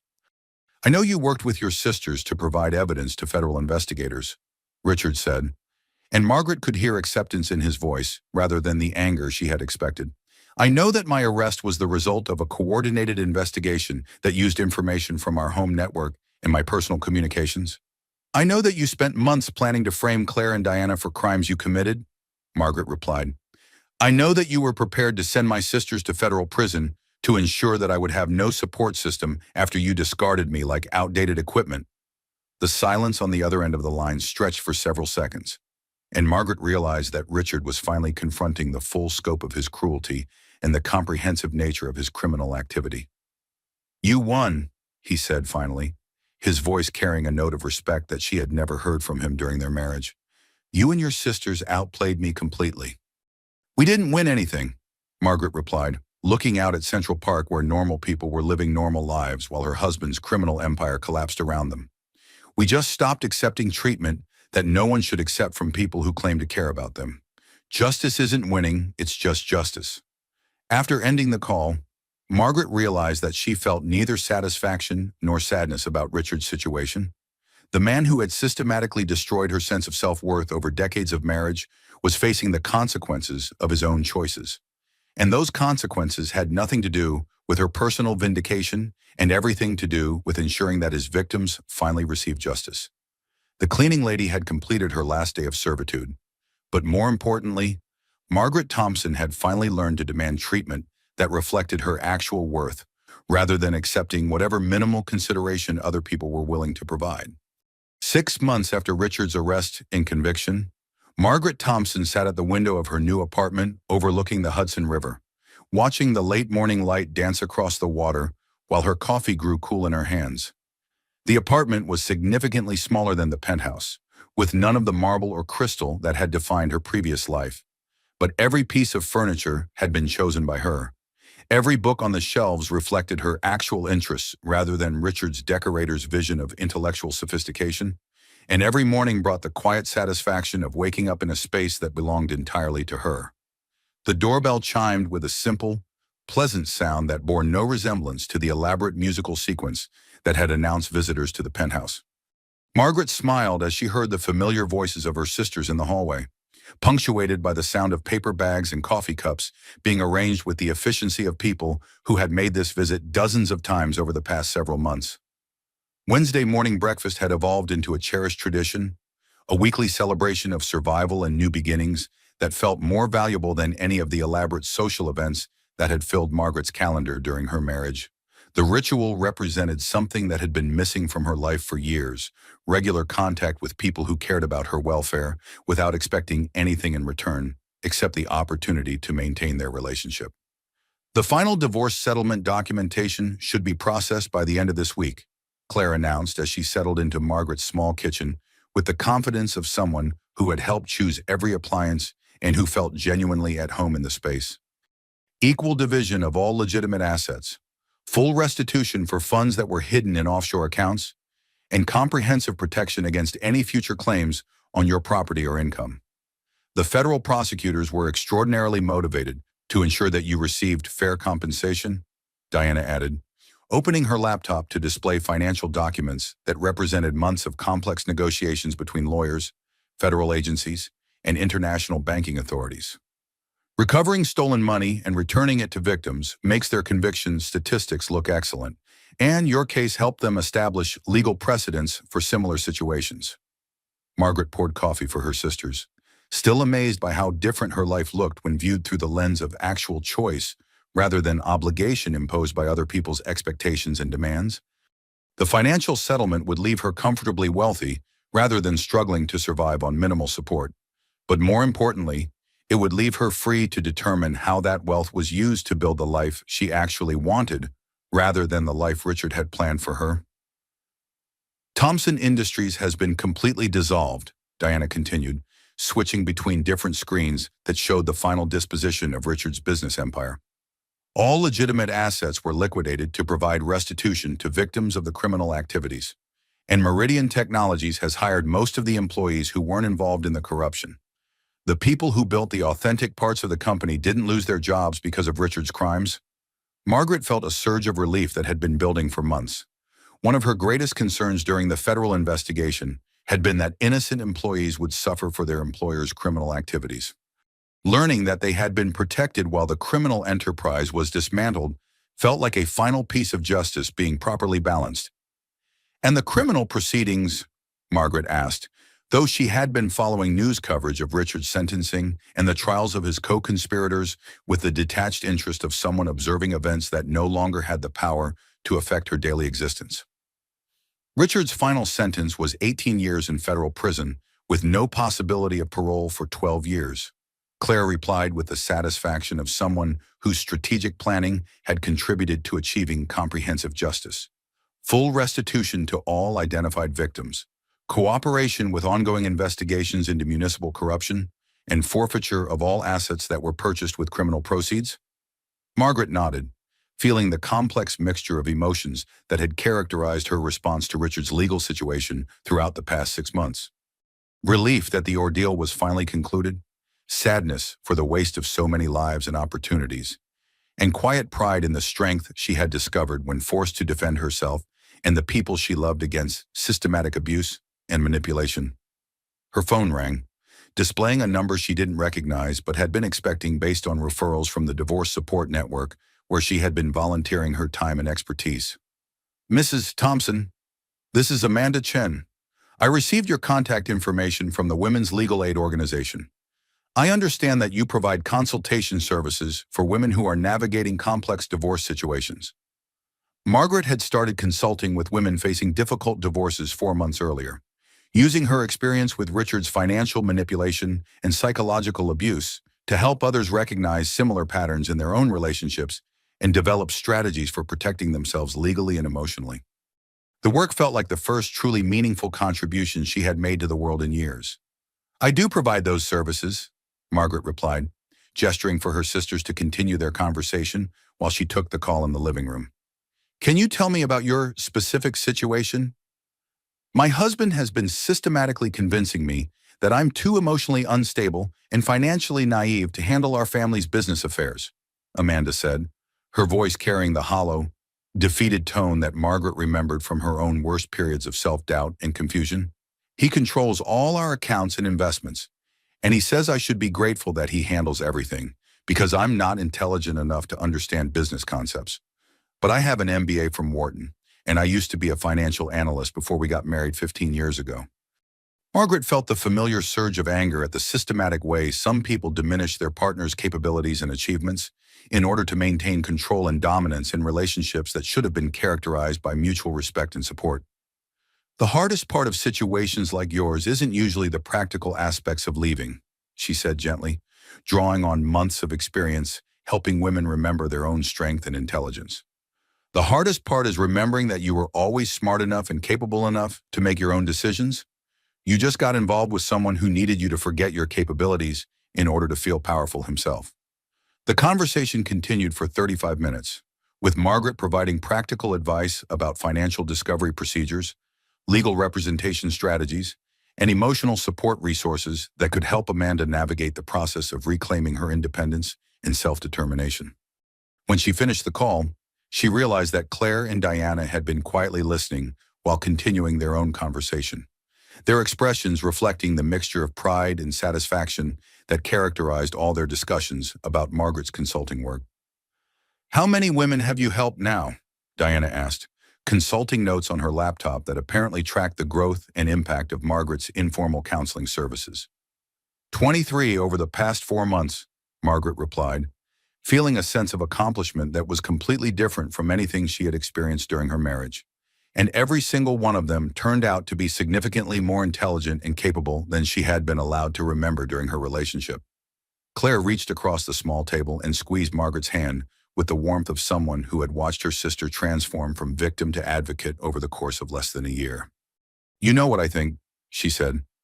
I think you've finally discovered your actual calling in life, not as someone's wife or someone's domestic coordinator, but as someone who teaches women to recognize their own worth and refuse to accept treatment that diminishes their fundamental dignity as human beings." Margaret looked at her sisters, women who had built ethical business empires through intelligence, determination, and mutual support rather than through exploitation and criminal activity. For years during her marriage, She had felt like the failure among the three sisters, the one who had chosen dependence over independence and security over authentic achievement. Now she understood that she had simply been preparing for a different kind of strength and a different form of contribution to the world. I've been developing plans to expand the consulting work into something more comprehensive and systematic, she said, pulling a folder from her desk that contained business plans and organizational charts she had been refining over the past several weeks. A nonprofit foundation that provides complete support services for women who are leaving emotionally or financially abusive relationships. Legal assistance, financial planning, career counseling, emotional support, childcare resources, temporary housing if necessary. Everything I wish had been available when I first realized that my marriage had become a prison. The Margaret Thompson Foundation for Women's Economic Independence, Diana suggested, reading over the preliminary documentation with the analytical attention she brought to evaluating new business ventures. We could provide startup funding and organizational support, Claire added, her marketing expertise immediately identifying opportunities to scale the services and reach women who were currently suffering in isolation. Consider it an investment in preventing other people from experiencing what you went through. Margaret smiled, imagining an organization that could transform her personal experience of victimization and recovery into a systematic resource for helping other women recognize their own strength and build lives that reflected their actual capabilities rather than other people's limitations and expectations. As her sisters prepared to leave for their respective offices, Margaret sat at her desk where she had been working on a memoir about her experience with financial and emotional abuse in marriage. The book would detail the systematic way psychological manipulation had nearly destroyed her sense of self, and how the support of her family had helped her reclaim her agency and independence. But more importantly, it would serve as a practical guide for other women who were facing similar situations and who needed to understand that they had more options and more strength than they had been allowed to believe. She opened the document and read the final paragraph she had written the previous evening. We teach people how to treat us through what we accept and what we reject, through the standards we maintain and the behavior we refuse to tolerate. For 23 years, I accepted treatment that diminished my worth because I was afraid of losing what I thought I needed to survive. But I learned that the most dangerous person in anyone's life is often the one who has convinced them that they couldn't survive independently. The truth is that we are all stronger and more capable than we allow ourselves to remember. Sometimes we just need someone to remind us that we were never as powerless as we were told, and that we always had the ability to choose dignity over security, authentic love over comfortable familiarity, and genuine respect over the illusion of being protected by someone who was actually limiting our potential. Margaret saved the document and opened a new email to her literary agent, a woman Claire had recommended who specialized in memoirs that could provide practical guidance for readers facing similar challenges. The book would be published within the year, adding her voice to the growing number of women who were refusing to be diminished by people who claimed to love them, while systematically destroying their confidence in independence. Her phone buzzed with a text message from Richard, his first direct communication since his sentencing hearing 3 months earlier. Federal prison regulations allowed limited electronic communication privileges for inmates who maintain good behavior, and Margaret had chosen not to block his number because she wanted to monitor any attempts at continued manipulation or intimidation. I've been thinking about our last conversation and the things you said about justice and consequences. I think you were right about most of it. I hope the foundation you're planning helps people avoid the mistakes I made and the pain I caused. Margaret stared at the message for several minutes, feeling complicated emotions that arose whenever she remembered moments of genuine connection with the man Richard had been before he became the person whose criminal activities had damaged so many lives. There had been authentic love between them during the early years of their marriage, shared dreams and mutual support that made his systematic betrayal more painful rather than less. She typed a brief response. I hope prison provides you with time to become someone worth becoming. I hope you use that time well. After sending the message, Margaret blocked Richard's number permanently. That chapter of her life was finally, completely irreversibly closed. She returned to her desk and began developing a comprehensive business plan for the foundation, outlining services that could provide holistic support for women transitioning from dependence to independence in situations where they had been systematically discouraged from recognizing their own capabilities and worth. Legal assistance, financial planning, career development, emotional counseling, networking opportunities, childcare support, everything necessary to help women rebuild lives that reflected their authentic potential rather than other people's limitations. As the afternoon sun slanted through her windows, Margaret realized that she was building something that could have impact far beyond her own recovery, something that could prevent other women from spending years accepting treatment that diminished their fundamental worth as human beings, while they convinced themselves that patience and accommodation would eventually restore relationships that had actually ended long before they were informed. The sound of her keyboard clicking filled the quiet apartment, each word representing a small act of construction in a life that finally belonged entirely to her. Outside her window, the Hudson River continued its ancient flow toward the ocean, carrying away debris from yesterday while making space for whatever would come tomorrow. Margaret Thompson, former wife, former cleaning lady, current architect of her own destiny and advocate for women who deserve better than they had been taught to expect, worked steadily through the afternoon. She was building a future, one carefully chosen word at a time, constructing tomorrow from the foundation of strength she had discovered when she finally stopped accepting less than she deserved. The sound of breaking crystal had become the sound of beginning. The cleaning lady's last day had become the first day of everything else, and Margaret Thompson was finally, completely, authentically free to become whoever she decided to be. The story ended not with revenge or dramatic confrontation, but with the quiet satisfaction of a woman who had learned to demand treatment that reflected her actual worth. She had discovered that the most powerful form of resistance was simply refusing to accept limitations that other people tried to impose, and that the most meaningful victory was helping other people discover their own capacity for building lives that honored their authentic capabilities rather than other people's fears and insecurities. In her new apartment overlooking the Hudson River, surrounded by books she had chosen and furniture that reflected her actual preferences, Margaret Thompson began writing the next chapter of a story that belonged entirely to her. The cleaning lady had completed her last day of servitude, but the architect of justice was just getting started.